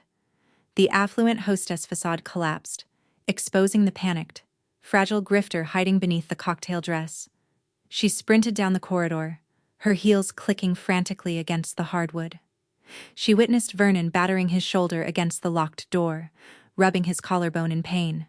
She spun around, her eyes wide, staring into the dim illumination of the home office. "Wyatt!" Loretta shrieked. The sound pierced the tense atmosphere, high-pitched and hysterical. "Fix the security system, disengage the locks, let us out of here." Wyatt did not respond to his mother's screams. He stood paralyzed behind the glass desk, staring at the flashing federal warning banner. The investors closed in around him. The lead venture capitalist grabbed Wyatt by the lapels of his bespoke charcoal suit, twisting the expensive fabric into a tight knot. The investor shoved Wyatt backward against the edge of the desk, pointing a thick, aggressive finger at the glowing red monitors. "What did you do?" The investor snarled, his voice a low, dangerous rumble. "You routed our capital through a flagged node? You brought us into a federal sting," Wyatt stammered, raising his hands in a pathetic gesture of surrender. No, I swear this is my sister's hardware. She set the network architecture. I do not know what that screen means." The lie offered zero salvation. The investors recognized the mechanics of a collapsing Ponzi scheme. They realized Wyatt paraded them directly into an active crime scene. They dropped him, stepping away as if his bespoke suit carried a lethal contagion. They pulled their encrypted smartphones from their pockets, rapidly dialing their respective legal counsels, demanding immediate extraction. I watched the chaos unfold across the grid of my high-definition surveillance feeds. The living room camera captured Vernon pacing frantically. He pulled his mobile device from his sports coat, dialing the emergency dispatcher, only to discover the cellular signal jammers I installed inside the drywall severed all outbound communication. The screen displayed 0 bars. He threw the device against the replica sofa in a fit of impotent rage. The office camera captured Wyatt clutching his chest. He hyperventilated as the flashing red warning banner illuminated his mounting terror. He reached for the silver flash drive, attempting to yank it from the universal serial bus port. The automated locking mechanism inside the chassis clamped down on the metal, securing the drive permanently. The hardware refused to release the evidence. The kitchen camera caught Loretta weeping. She gripped the edge of the faux marble island, her manicured nails digging into the cheap laminate. She looked at the heavy steel storm shutters barricading the windows, realizing her audience of elite financiers now viewed her as a common, trapped rat. They paced the perimeter of the apartment like feral animals confined to a terrarium. They shook the door handles. They pounded their fists against the corrugated steel storm shutters. They screamed at each other, the toxic family dynamic cannibalizing itself under the crushing pressure of the lockdown. Vernon blamed Wyatt for the faulty equipment. Loretta blamed Vernon for utilizing the emergency key. Wyatt blamed me for configuring a hostile network. The arrogance, the boasting, the theft, the gaslighting, the entire foundation of their sociopathy shattered against the impenetrable reality of the cage. They stripped away my sanctuary, assuming they could claim the territory without consequence. I replaced the territory with a vacuum, sealing them inside to face the vacuum's collapse. They stood inside a concrete and steel vault, bathed in crimson emergency lighting, entirely stripped of their leverage. I leaned back in my ergonomic chair. I steepled my fingers, resting my chin against my knuckles. I did not celebrate. I simply watched the monitors, ensuring the physical containment held steady. The trap secured the prey. Panic replaced their swagger. The executioners were already en route. The lockdown sustained a rigid perimeter for precisely 14 minutes. I utilized the duration to observe the collapse of their psychological infrastructure. Inside the sealed apartment, the oxygen seemed to thin. The crimson emergency lighting bathed the occupants in a harsh, unforgiving glow, stripping away their tailored disguises. The 12 venture capitalists retreated to the farthest edges of the living room, pressing their backs against the cold drywall. They recognized the radioactive nature of the environment. They segregated themselves from my family. Forming a distinct boundary, they checked their useless, jammed cellular devices, their expressions hardening into masks of pure self-preservation. They calculated their legal exposure. Preparing to jettison Wyatt the second authorities arrived. Vernon abandoned his assault on the unyielding front door. He paced the length of the Persian rug, his chest heaving. Sweat stained the collar of his expensive Oxford shirt. He dragged his hands through his thinning hair, muttering fragmented, incoherent strategies. The booming, confident patriarch disintegrated, replaced by a cornered animal realizing the trap possessed no exit. Loretta stood paralyzed near the hollow particle board kitchen island. She gripped the edge of the laminate counter, her knuckles stark white. She abandoned her crystal goblet. Instead, she grabbed the open bottle of my reserve Cabernet Sauvignon, lifting the glass neck directly to her lips. She swallowed the vintage wine in desperate, unrefined gulps, the dark liquid spilling down her chin and staining the bodice of her cocktail dress. Inside the office, Wyatt continued his futile war against the decoy server. He hammered the mechanical keyboard. He gripped the silver flash drive, yanking the metal casing with violent, jerky motions. The automated locking mechanism held firm, securing the evidence within the port. The monitor remained locked on the blazing red federal warning banner. The glow illuminated the sheer, unadulterated terror contorting his features. He spun in circles, staring at the ceiling, searching for a non-existent override switch. My attention shifted to the top right quadrant of my surveillance grid. The 7th-floor hallway camera captured the arrival. The elevator doors parted. A synchronized column of armed personnel surged into the corridor. The strike force consisted of a specialized Federal Bureau of Investigation Cybercrimes Tactical Unit, flanked by heavily armored local police officers. They moved in a serpentine formation, their footfalls muffled by heavy tactical boots. Matte black Kevlar vests absorbed the hallway lighting, helmets obscured their faces. Short-barreled rifles remained leveled, tracking imaginary targets. They did not pause to announce their presence. They did not knock. Federal warrants involving active corporate embezzlement and data exfiltration authorized dynamic, unannounced entry protocols. 2 massive operators broke off from the vanguard. They carried a heavy, solid steel battering ram. They positioned themselves directly in front of the mahogany door. The lead agent raised a clenched fist, counting down the strike with sharp, physical gestures. 3, 2, 1. The operators swung the ram. The steel cylinder collided with the center of the mahogany door. The kinetic impact generated a concussive shockwave, shaking the plaster dust from the corridor ceiling. The wood splintered, but the reinforced deadbolts I installed absorbed the initial blow. The operators stepped back, reset their footing, and swung the ram a second time. The heavy steel breached the threshold. The brass locks shattered, the internal tumblers shearing apart under the extreme physical force. The door tore free from its metal hinges, crashing inward against the foyer tiles with a deafening, chaotic roar. The tactical team flooded the apartment. They poured through the breached entrance like dark water, fanning out across the foyer and spilling into the living room. Searing white beams from under-barrel flashlights pierced the crimson emergency darkness, strobing across the faces of the trapped occupants. The optical assault blinded the targets, disorienting their equilibrium. Hands in the air, step away from the servers. The lead agent roared. The command reverberated off the walls, raw and absolute, leaving zero room for negotiation. The 12 venture capitalists complied instantly.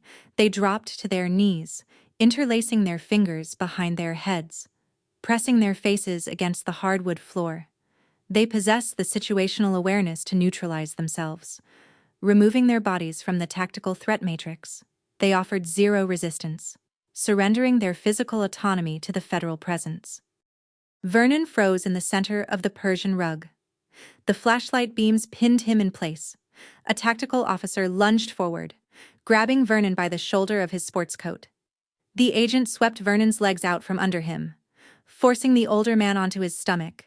Vernon groaned as his chest impacted the floorboards, his arms wrenched violently behind his back. Loretta shrieked. The piercing sound echoed from the kitchen. She dropped the wine bottle. The glass shattered against the tiles, splattering the remaining dark red liquid across the floor. An officer approached her. His weapon lowered but his posture unyielding. He commanded her to turn around. She complied, her entire body shaking, tears carving tracks through her expensive makeup. She pressed her face against the refrigerator door, whimpering as the agent secured her wrists. The primary tactical element bypassed the living room, converging on the home office. They moved with predatory efficiency, establishing a perimeter around the glass desk. The lead agent stepped through the doorway, his rifle aimed squarely at Wyatt's chest. The blinding white flashlight beam struck Wyatt directly in the eyes. Wyatt staggered backward. He collided with the edge of the glass desk, his legs giving way. He raised his hands, palms facing outward, trembling uncontrollably. The blood evacuated his face entirely, leaving his skin a sickly, translucent gray. He looked at the armed federal agents, then at the glowing red monitors, his mind actively fracturing under the weight of his impending incarceration. He calculated his options. He possessed zero leverage. He lacked a plausible defense, facing decades in a federal penitentiary. The arrogant tech founder abandoned all pretense of familial loyalty. He reverted to his baseline cowardice. Wyatt frantically pointed a shaking finger toward the ceiling corner, gesturing wildly at the ventilation grate concealing one of my microscopic cameras. "This isn't my apartment, it's my sister's. She set me up," Wyatt shrieked, his voice cracking into a high-pitched, pathetic wail. The syllables tumbled over each other in a desperate bid to deflect the executioner's blade. "He threw me under the treads of the federal machine without a second of hesitation. The hardware belongs to her. She configured the network. Check the lease. I am a victim." The tactical agents ignored his pathetic excuses. Federal cyber analysts track data, not verbal deflections. The agents recognized the active intrusion alert. They identified the primary suspect standing directly adjacent to the compromised hardware. "Turn around and place your hands on your head," the lead agent commanded, stepping into Wyatt's personal space. Wyatt refused to comply. He kept his hands raised, shaking his head in violent, panicked denial. "You need to listen to me. She trapped us inside. She engineered this entire demonstration." The agent did not repeat the instruction. He holstered his primary weapon, reached forward, and grasped Wyatt by the lapels of his bespoke charcoal suit. He spun Wyatt around with ruthless, physical force, slamming him face first against the surface of the glass desk. The impact rattled the decoy server tower. "Do not resist," the agent stated, his tone devoid of emotion. The officer pinned Wyatt's shoulder against the glass, pulling his arms backward. He produced a pair of heavy steel handcuffs. The ratcheting mechanism clicked with a sharp, metallic finality as the cuffs locked around Wyatt's wrists. The cold steel bit into his skin, permanently tethering the failed entrepreneur to the reality of his crimes. A secondary agent approached the server tower. He produced a pair of anti-static gloves, slipping them over his hands. He examined the universal serial bus port. He gripped the silver flash drive, pressing the manual release latch on the internal locking mechanism. The hardware clicked, disengaging its grip. The agent pulled the drive free, sealing the device inside an anti-static evidence bag. He secured the physical manifestation of the $4 million embezzlement scheme. In the living room, additional officers mirrored the procedure. The sharp clicks of heavy steel handcuffs echoed across the apartment. They pulled Vernon to his feet. His tailored sports coat hung awkwardly over his restrained arms. He stared at the floor, his jaw clenched tight, entirely stripped of his patriarchal authority. They escorted Loretta away from the kitchen counter. Her cocktail dress bore the dark stains of spilled wine. She sobbed openly, mascara running down her cheeks in jagged, dark streaks. She looked toward the office, seeking salvation from her golden child. But Wyatt remained pinned against the glass desk, his face pressed against the cold surface, weeping in absolute defeat. The venture capitalists remained immobilized on the floor, their hands interlaced behind their heads. The federal agents ignored them, focusing exclusively on the primary targets identified by the cyber intrusion alert. The tactical team established total control of the environment. The operation concluded with devastating, flawless precision. I sat in my secure penthouse, watching the high-definition feeds. I tracked the agents as they marched my brother, my father, and my mother out of the home office, through the chaotic living room, and past the shattered mahogany door. The flashlights cut through the darkness, illuminating their handcuffed wrists and lowered heads. I did not smile. I did not celebrate. I simply documented the extraction. I watched the architects of my lifelong misery vanish into the illuminated seventh-floor corridor, heavily guarded by federal agents, marching directly toward the consequences of their own arrogance. The physical breach completed the trap. The legal execution awaited. The physical breach concluded the field operation, but the psychological dissection required a different theater. I remained seated in my ergonomic chair.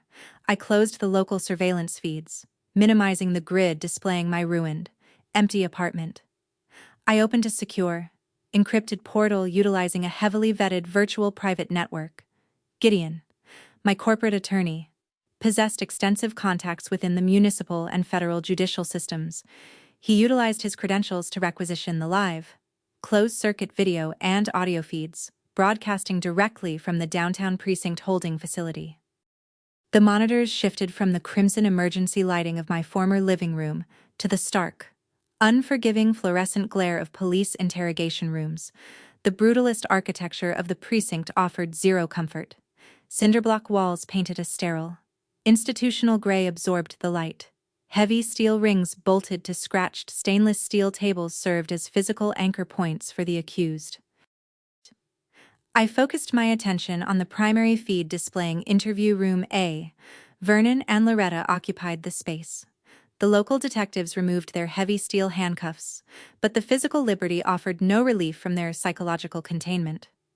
The precinct reduced their affluent suburban camouflage to rags. Loretta shivered, wrapping her arms tightly around her torso. The ambient temperature of the concrete room stripped away her body heat, her cocktail dress, stained dark with my reserve Cabernet Sauvignon, clung to her frame. She stared at the two local detectives sitting across the table, her jaw set in a rigid line of absolute, staggering delusion. Vernon leaned forward, placing his palms flat on the scratched metal surface. He attempted to project his usual booming authority, but the harsh lighting exposed the deep, exhausted lines carving through his face. "This constitutes a massive, bureaucratic misunderstanding," Vernon declared. He struck his index finger against the table. "You arrested the wrong individuals. My son operates a multi-million-dollar technology firm. We utilize this property to secure additional capital. We possess authorization." The lead detective, a man bearing the weary posture of someone who spent 2 decades processing grifters, leaned back in his metal folding chair. He reviewed a standard incident report secured to a clipboard. "The property management confirms the lease belongs exclusively to your daughter," the detective stated, his tone flat. "The security mainframe logged an unauthorized, forced entry. The Federal Cyber Unit initiated the raid based on an active data exfiltration alert originating from the hardware you attempted to commandeer. That constitutes felony trespassing, breaking and entering, and conspiracy."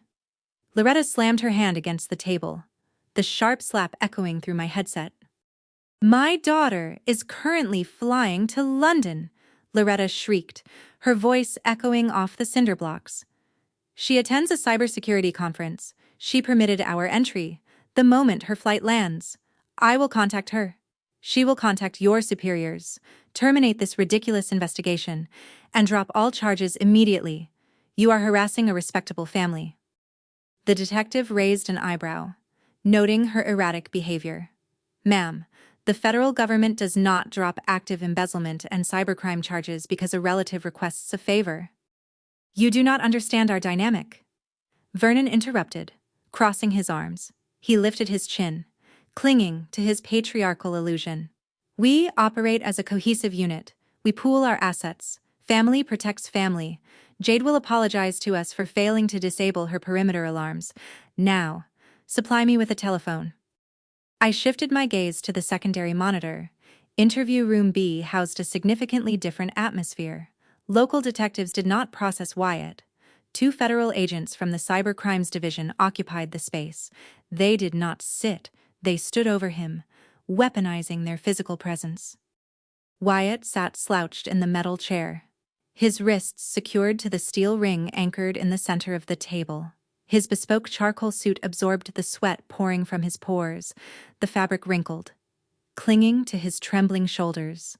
The arrogant, visionary tech founder completely evaporated. A terrified, cornered fraudster remained. The lead federal agent tossed a translucent anti-static evidence bag onto the metal table. The plastic landed with a soft crinkle. Inside, the silver flash drive rested against the bottom seam. "We extracted the raw data packets," the federal agent stated. He did not yell. He utilized a low, clinical volume that amplified the threat. "We identified the routing nodes. We matched the venture capital deposits to 3 distinct Delaware shell entities. We traced the outbound wire transfers directly to the Cayman Islands. We possess the ledgers detailing $4 million in stolen capital." Wyatt stared at the silver drive. His breathing escalated into rapid, shallow gasps. His chest heaved. He licked his dry lips, his eyes darting toward the two-way mirror, searching for an escape route that did not exist. He desperately attempted to resurrect his corporate armor. He straightened his spine, lifting his chin in a pathetic display of defiance. "I demand legal counsel," Wyatt stammered, his voice cracking on the final syllable. He swallowed hard, trying to project a veneer of legal savvy. "I refuse to answer any inquiries without my attorney present. You confiscated private, proprietary algorithms. You breached my intellectual property. My legal team will litigate this entire raid into the ground. They will dismantle your evidence." The second federal agent chuckled, a dry, humorless sound. He leaned over the table, placing his face inches from Wyatt's sweating forehead. "You do not possess a legal team," the agent whispered. "You possess a public defender. We froze the Delaware accounts 30 minutes ago. We initiated asset forfeiture protocols on your luxury leases. You possess zero liquidity. You routed millions of dollars of investor capital into offshore black holes. You did not write algorithms. You operated a Ponzi scheme, and you brought it directly onto a federally monitored network." Wyatt recoiled, pressing his back against the metal chair. The reality of his absolute financial annihilation severed his vocal cords. He opened his mouth, but no sound emerged. He stared at the anti-static bag, realizing the silver drive did not merely hold his crimes. It served as his permanent anchor to a federal penitentiary. I routed my attention back to interview room A. The local detective reached into his suit jacket. He extracted a department-issued mobile device and slid it across the scratched metal table toward Vernon. "You possess authorization for a single outgoing transmission," the detective stated, stepping back and crossing his arms. "Utilize it efficiently." Vernon grabbed the device. He did not hesitate. He did not dial a defense attorney. He did not dial a bail bondsman.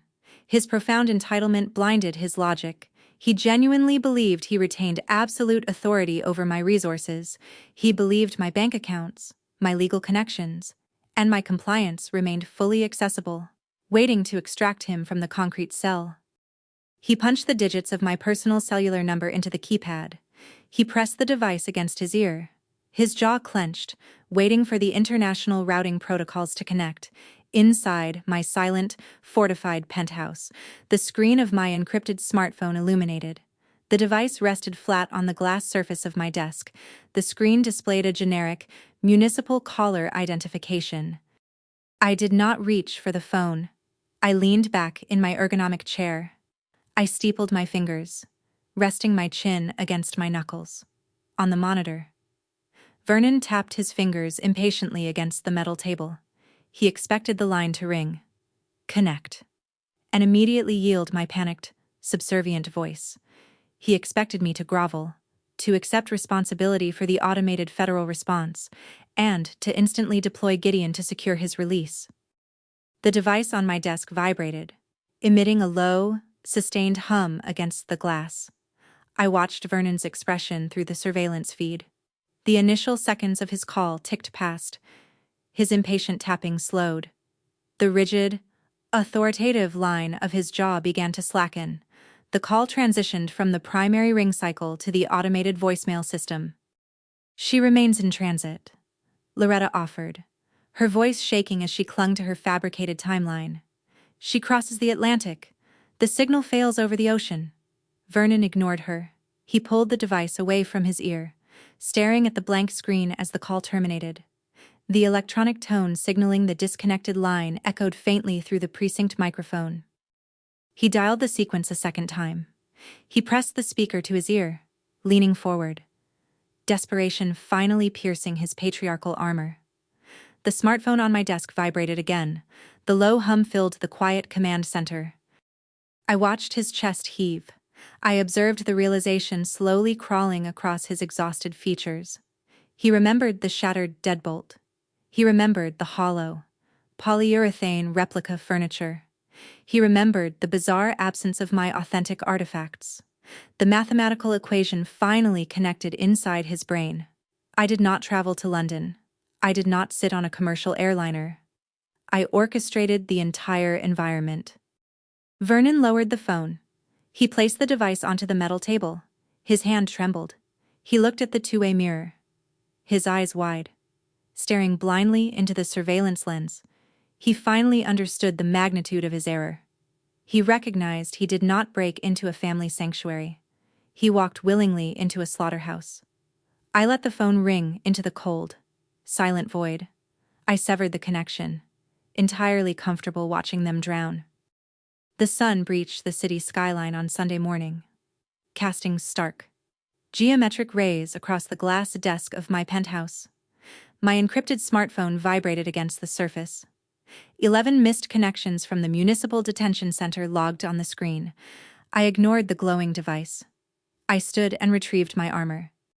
I donned a tailored, charcoal gray suit. The sharp lines of the blazer and the immaculate press of the trousers projected absolute, lethal authority.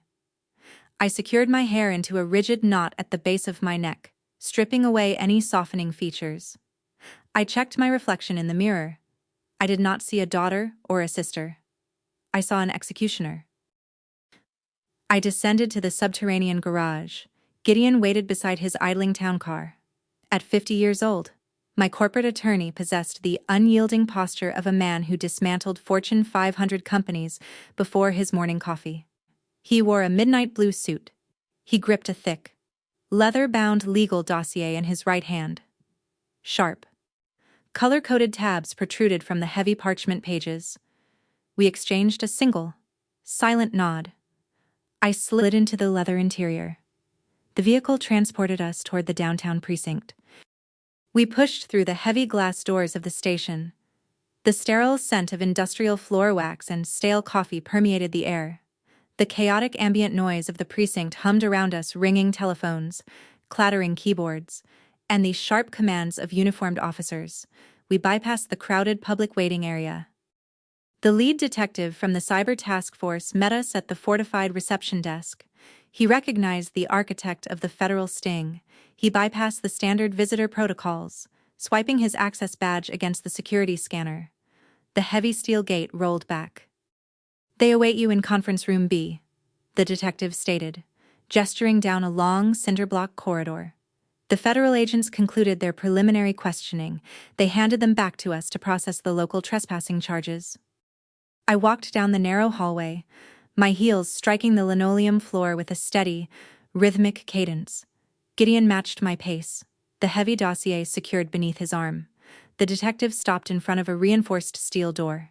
He gripped the handle and pushed the metal inward. The temperature inside the room felt 10 degrees colder. Harsh fluorescent tubes buzzed overhead, casting a sickly, pale illumination over the occupants. Wyatt, Vernon, and Loretta sat on the far side of a long, scratched metal table. The precinct stripped away their affluent camouflage. They wore the identical, wrinkled clothing from the night before. Heavy steel handcuffs bound their wrists to the thick metal rings anchored directly into the table. Their postures sagged. The dark, exhausted circles beneath their eyes betrayed a night spent on concrete benches. A disheveled man in an ill-fitting brown suit sat at the far end of the table. He thumbed nervously through a yellow legal pad. He represented their cheap defense lawyer, a low-tier public litigator entirely out of his depth. The heavy steel door clicked shut behind me. Loretta snapped her head upward. Her eyes widened. The crushing tension drained from her face, replaced instantly by a desperate, fabricated salvation. She leaned forward, the metal chains rattling harshly against the steel table. Mascara stained the deep creases beneath her eyes. "Jade!" Loretta cried, her voice cracking, echoing off the concrete walls. She reached her bound hands across the scratched metal, straining against the short chain. "Thank God. Tell them this is a mistake. Tell them we possess authorization. Tell them you invited us." I did not flinch. I did not break my stride. I did not offer a single comforting glance. I walked to the opposite side of the table. I pulled out a metal folding chair. The aluminum legs scraped loudly against the floor. I sat down, aligning my posture perfectly straight. I rested my hands flat on the cold metal surface. Gideon took the seat beside me. He placed the heavy, color-coded dossier onto the table. The sharp thud severed Loretta's ongoing pleas. The cheap defense attorney cleared his throat, adjusting his crooked tie. He offered a strained, appeasing smile. "We appreciate you coming down to clear this up. Ms. Jade, my clients experienced a severe misunderstanding regarding the property boundaries. If we can just get the bail paperwork processed and secure your statement withdrawing the complaint." Gideon raised a single hand, stopping the man's sentence mid-syllable.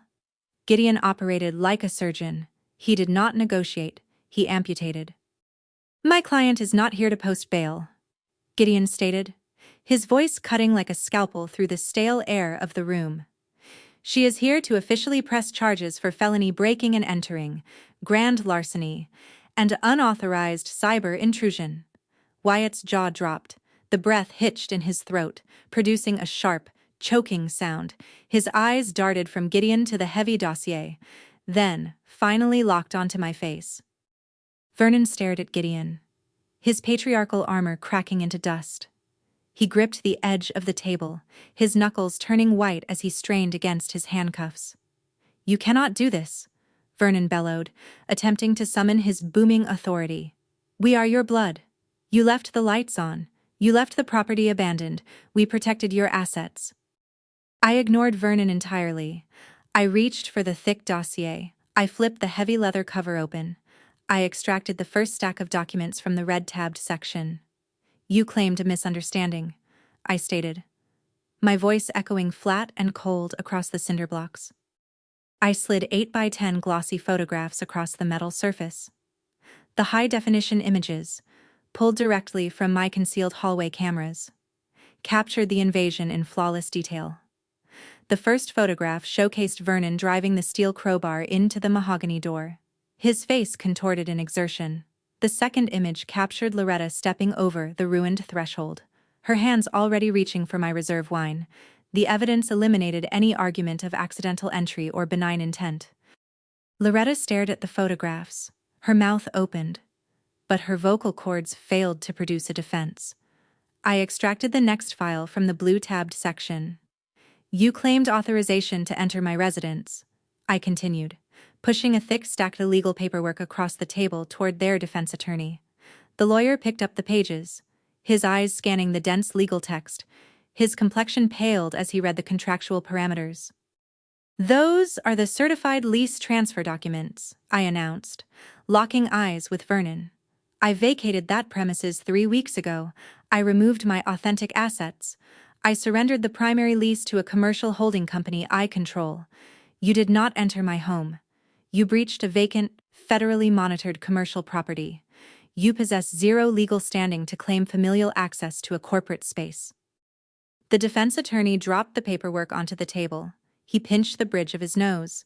He realized he sat next to three indefensible felons. He possessed zero leverage to litigate a defense.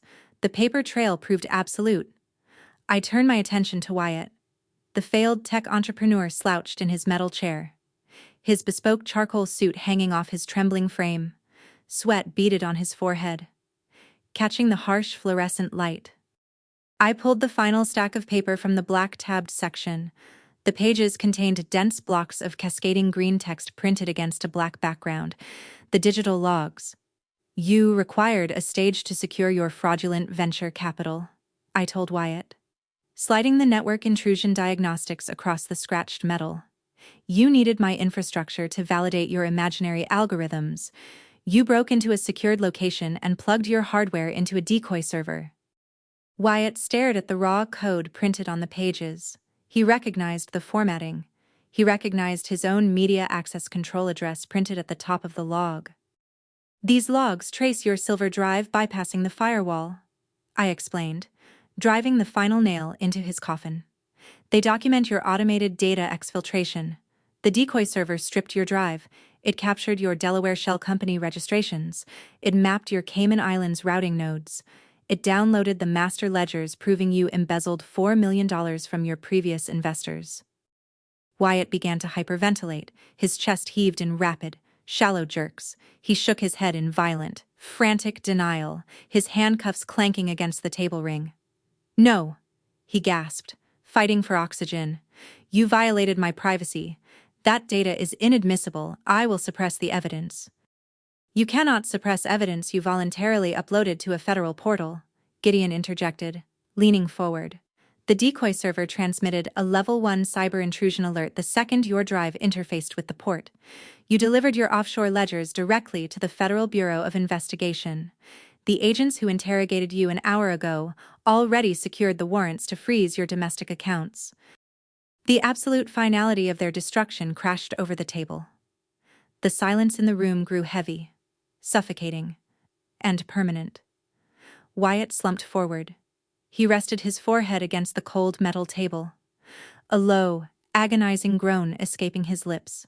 He realized his startup, his luxury cars, and his freedom evaporated in the span of a single keystroke. He faced a 15-year sentence in a federal penitentiary, and he provided the government the exact roadmap required to convict him. Vernon stared at the glossy breaking and entering photographs. The patriarchal boaster realized he possessed absolutely no defense. His arrogance led him to shatter a deadbolt on camera, securing a felony conviction that would strip away his suburban home and plunge him into inescapable debt. Loretta shrank back against her metal chair. She wept violently, her shoulders shaking with heavy, ragged sobs. She finally understood that her gaslighting held zero power in a court of law. She could not manipulate a digital log. She could not guilt-trip a federal agent. I looked at the three of them. Chained to the wreckage of their own sociopathy, they sought to hijack my life to fund their delusions. They walked blindly into a steel cage and locked the door from the inside. I stood up. I buttoned the center button of my tailored blazer. I turned my back on the scratching chains and the weeping pleas. Gideon gathered the heavy dossier, sliding the documents back into the leather binding. We walked toward the heavy steel door. I did not look back. I stepped out of the interrogation room, leaving them to drown in the concrete cell they built for themselves. My hand gripped the heavy steel handle of the interrogation room door. The cold metal leached the warmth from my palm. The mechanical latch clicked, ready to disengage and grant my exit into the bustling precinct corridor. I paused. The physical extraction felt premature. The digital snare successfully captured the prey, and the preliminary evidence effectively stripped their defenses. But the psychological execution demanded one final, definitive stroke. I released the handle. I turned my body back toward the center of the concrete room. Gideon recognized the shift in my posture immediately. My corporate attorney anticipated the final protocol. He stepped away from the exit, returned to the scratched metal table, and placed the heavy leather dossier back onto the surface. He unclasped the binding and flipped to the final, sealed section marked with a stark black tab. I walked back across the linoleum floor. I pulled out the aluminum folding chair. The metal legs scraped harshly against the concrete. I sat down, aligning my spine perfectly straight, projecting an aura of unyielding, absolute control. The absolute finality of their destruction crashed over them like a collapsing structural beam. They watched my return, with wide, bloodshot eyes, their brief spark of fabricated relief extinguishing instantly. I leaned forward, resting my forearms against the table. "You thought I was losing my grip," I said. I modulated my voice, lowering the pitch to an eerily calm, resonant register. I threw the exact insults they hurled at me weeks ago in their suburban kitchen right back into their faces.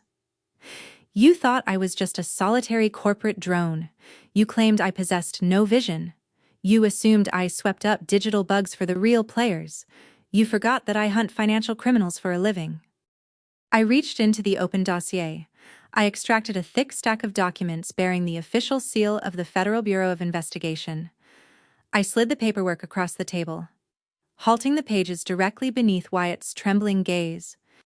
"I revealed the preliminary intrusion logs," I stated, tapping my index finger against the top sheet. "Now, I will reveal the full extent of the evidence. I confirmed this morning that the Federal Cyber Unit successfully bypassed your pathetic commercial encryption. They possess the unredacted contents of your silver flash drive. They hold the exact routing hashes detailing the $4 million you stole from your previous investors."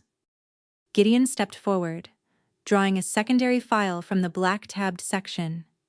He dropped the stapled packets onto the table with a heavy thud. "Furthermore," Gideon announced, his voice vibrating with absolute legal authority, "the venture capitalists you paraded into my client's apartment did not simply walk away. They retained aggressive corporate litigators immediately following the raid. They filed massive civil lawsuits against you an hour ago in the municipal court.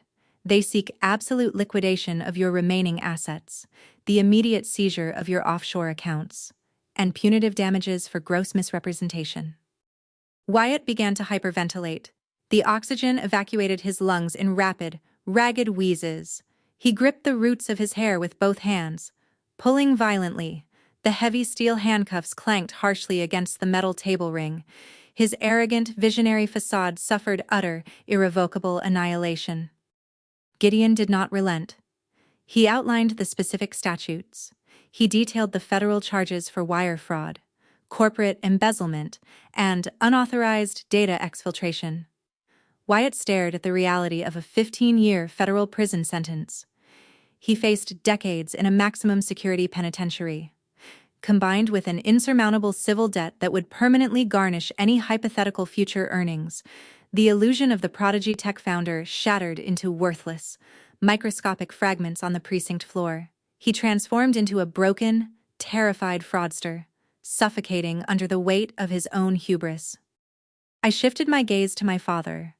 Vernon stared blankly at the high-definition breaking and entering photographs still scattered across the metal surface. His jaw hung slack. His chest caved inward, deflating his patriarchal posture. He searched the glossy images for a loophole, a technicality, an excuse to deploy his booming authority. He found nothing but his own face, contorted in exertion, driving a steel crowbar into a locked mahogany door.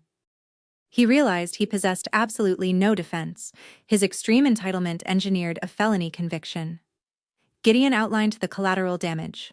Vernon faced the immediate foreclosure of his heavily mortgaged suburban home to cover his impending legal defense fees. The bank would seize his leased luxury vehicles. His country club associates would sever all contact upon reading the public indictment. The patriarch lost his castle, his freedom, and his fabricated legacy in a single, catastrophic night. Loretta wept violently, heavy. Ragged sobs wrecked her torso, shaking her frail frame against the metal chair. Dark streaks of mascara stained her cheeks, cutting through her expensive foundation. She looked at me, her mouth trembling, attempting to form a plea based on maternal bonds. She desperately wanted to invoke the history of my childhood to secure her release. She found my expression entirely devoid of mercy. She closed her mouth. She finally understood that her gaslighting held zero power in a court of law. Emotional manipulation cannot alter a digital server log, tears cannot dissolve a federal indictment. The psychological tools she utilized her entire life to control her environment proved completely useless against the crushing, objective weight of the justice system. She sat trapped in a concrete box, stripped of her manipulation tactics, facing years of incarceration for conspiring to steal her own daughter's life. I observed the three of them. I documented the raw, unfiltered consequences of their sociopathy. They sought to hijack my existence, treating my sanctuary as a temporary stage for their fraudulent play. They treated my accomplishments as communal property, ready to be harvested the second their golden child required a bailout.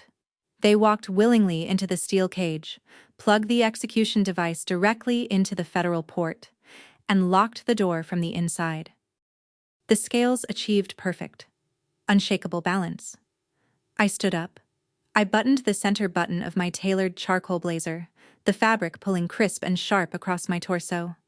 I turned my back on the scratching chains, the hyperventilating gasps, and the desperate, weeping pleas. Gideon gathered the heavy dossier, sliding the catastrophic documents back into the leather binding. We walked toward the heavy steel door. I gripped the handle, engaged the latch, and pushed the solid metal outward. I stepped into the bright, bustling corridor of the precinct. I did not look back. I left them entirely abandoned, chained to the wreckage of their own arrogance, drowning in the concrete cell they built for themselves. 8 months evaporated, yielding to the spring of 2011. The federal justice system operates with a slow, grinding, mechanical inevitability, crushing those caught between its gears. Wyatt experienced this crushing weight firsthand.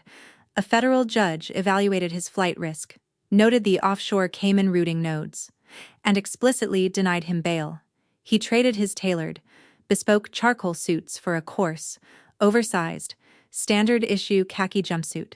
He sat inside a cramped holding cell within a high-security federal penitentiary, awaiting his official trial.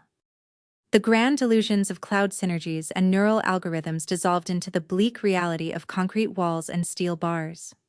The venture capitalists he attempted to defraud unleashed their corporate litigators, systematically dismantling his remaining shell companies and freezing every cent of his stolen capital. He faced an unavoidable 15-year sentence for wire fraud and international embezzlement. Entirely isolated from the luxury he believed he deserved, the arrogant prodigy vanished, leaving behind a ruined inmate stripped of his fake empire. Vernon and Loretta anticipated salvation. They sat in their holding cells that first weekend, entirely convinced I would eventually answer their calls, write a massive check, and secure their release. I let the phone ring into the void. Without my corporate income to subsidize their defense, the brutal reality of the legal system consumed them. Criminal defense attorneys demand exorbitant, upfront retainers to navigate federal conspiracy charges, to avoid federal prison time for their active participation in the break-in. They surrendered to severe felony trespassing convictions. The conviction served as the final strike against their crumbling facade. The bank initiated immediate foreclosure proceedings on their sprawling suburban colonial. The county sheriff arrived to enforce the eviction notice. Vernon and Loretta dragged their remaining possessions to the curb in black plastic garbage bags. The bank seized the leased luxury sports utility vehicle. Their country club associates severed all communication, treating their scandal like a lethal contagion. Stripped of their home, their credit, and their unearned pride, they retreated to a dilapidated, cramped apartment on the industrial outskirts of the city. Water stains mapped the low, sagging ceilings. The radiators clanked harshly through the night, providing inadequate heat. The affluent neighborhood they spent decades cultivating vanished, replaced by wailing sirens and chain-link fences. They sacrificed their oldest daughter to purchase a crown for their golden child, and the transaction left them entirely destitute. They traded their arrogant suburban comfort for a permanent, inescapable poverty. I sat on the expansive terrace of my secure penthouse, leaning back into a plush lounge chair. The crisp night wind swept across the balcony, carrying the electric energy of the metropolis below. I held a crystal glass of reserve wine, watching the city skyline glitter against the dark horizon. Behind me, the biometric locks secured the perimeter. My custom server racks hummed a quiet, steady rhythm, guarding my digital fortress. The suffocating, heavy weight of their endless entitlement, the constant manipulation, and the forced financial obligations evaporated completely. The air in my lungs felt incredibly light. For years, I walked on eggshells, muting my intellect and hiding my success to avoid triggering their parasitic greed. I abandoned that compliance. I built an impenetrable fortress, and I finally inhabited it in absolute, unbothered peace. The battlefield lay quiet. The story of this ultimate triumph highlights an incredibly profound truth: sharing a bloodline does not grant anyone a free pass to trample your boundaries, exploit your resources, or abuse your trust. Society constantly conditions us to endure silent misery in the name of family loyalty. We receive relentless instructions to shrink our aspirations, to suppress our voices, and to sacrifice our hard-earned stability merely to appease the greed and arrogance of relatives who fundamentally refuse to respect us. Manipulators weaponize shared history, utilizing guilt as a crowbar to pry open our defenses and siphon our energy. However, enduring abuse is not a virtue. Absorbing toxicity does not forge strength, it merely enables predators to continue feeding.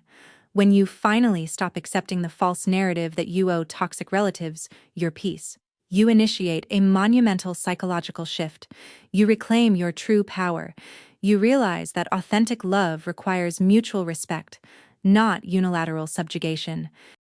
True security and self-worth do not materialize through appeasement.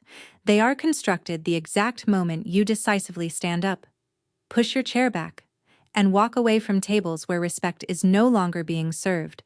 You hold the pen to your own life, and you possess the absolute authority to edit the destructive characters out of your chapters. Your sanctuary belongs to you, and you hold zero obligation to grant access to those who arrive bearing crowbars instead of apologies. Have you ever had to establish an unbreakable boundary to protect yourself from entitled family members who viewed your success as their personal property? Please share your experiences and your strategies for claiming your independence in the comments below. Your story possesses the power to inspire someone currently fighting to build their own perimeter. Don't forget to hit the like button and subscribe for more stories of justice and empowerment. Thank you so much for watching, and goodbye.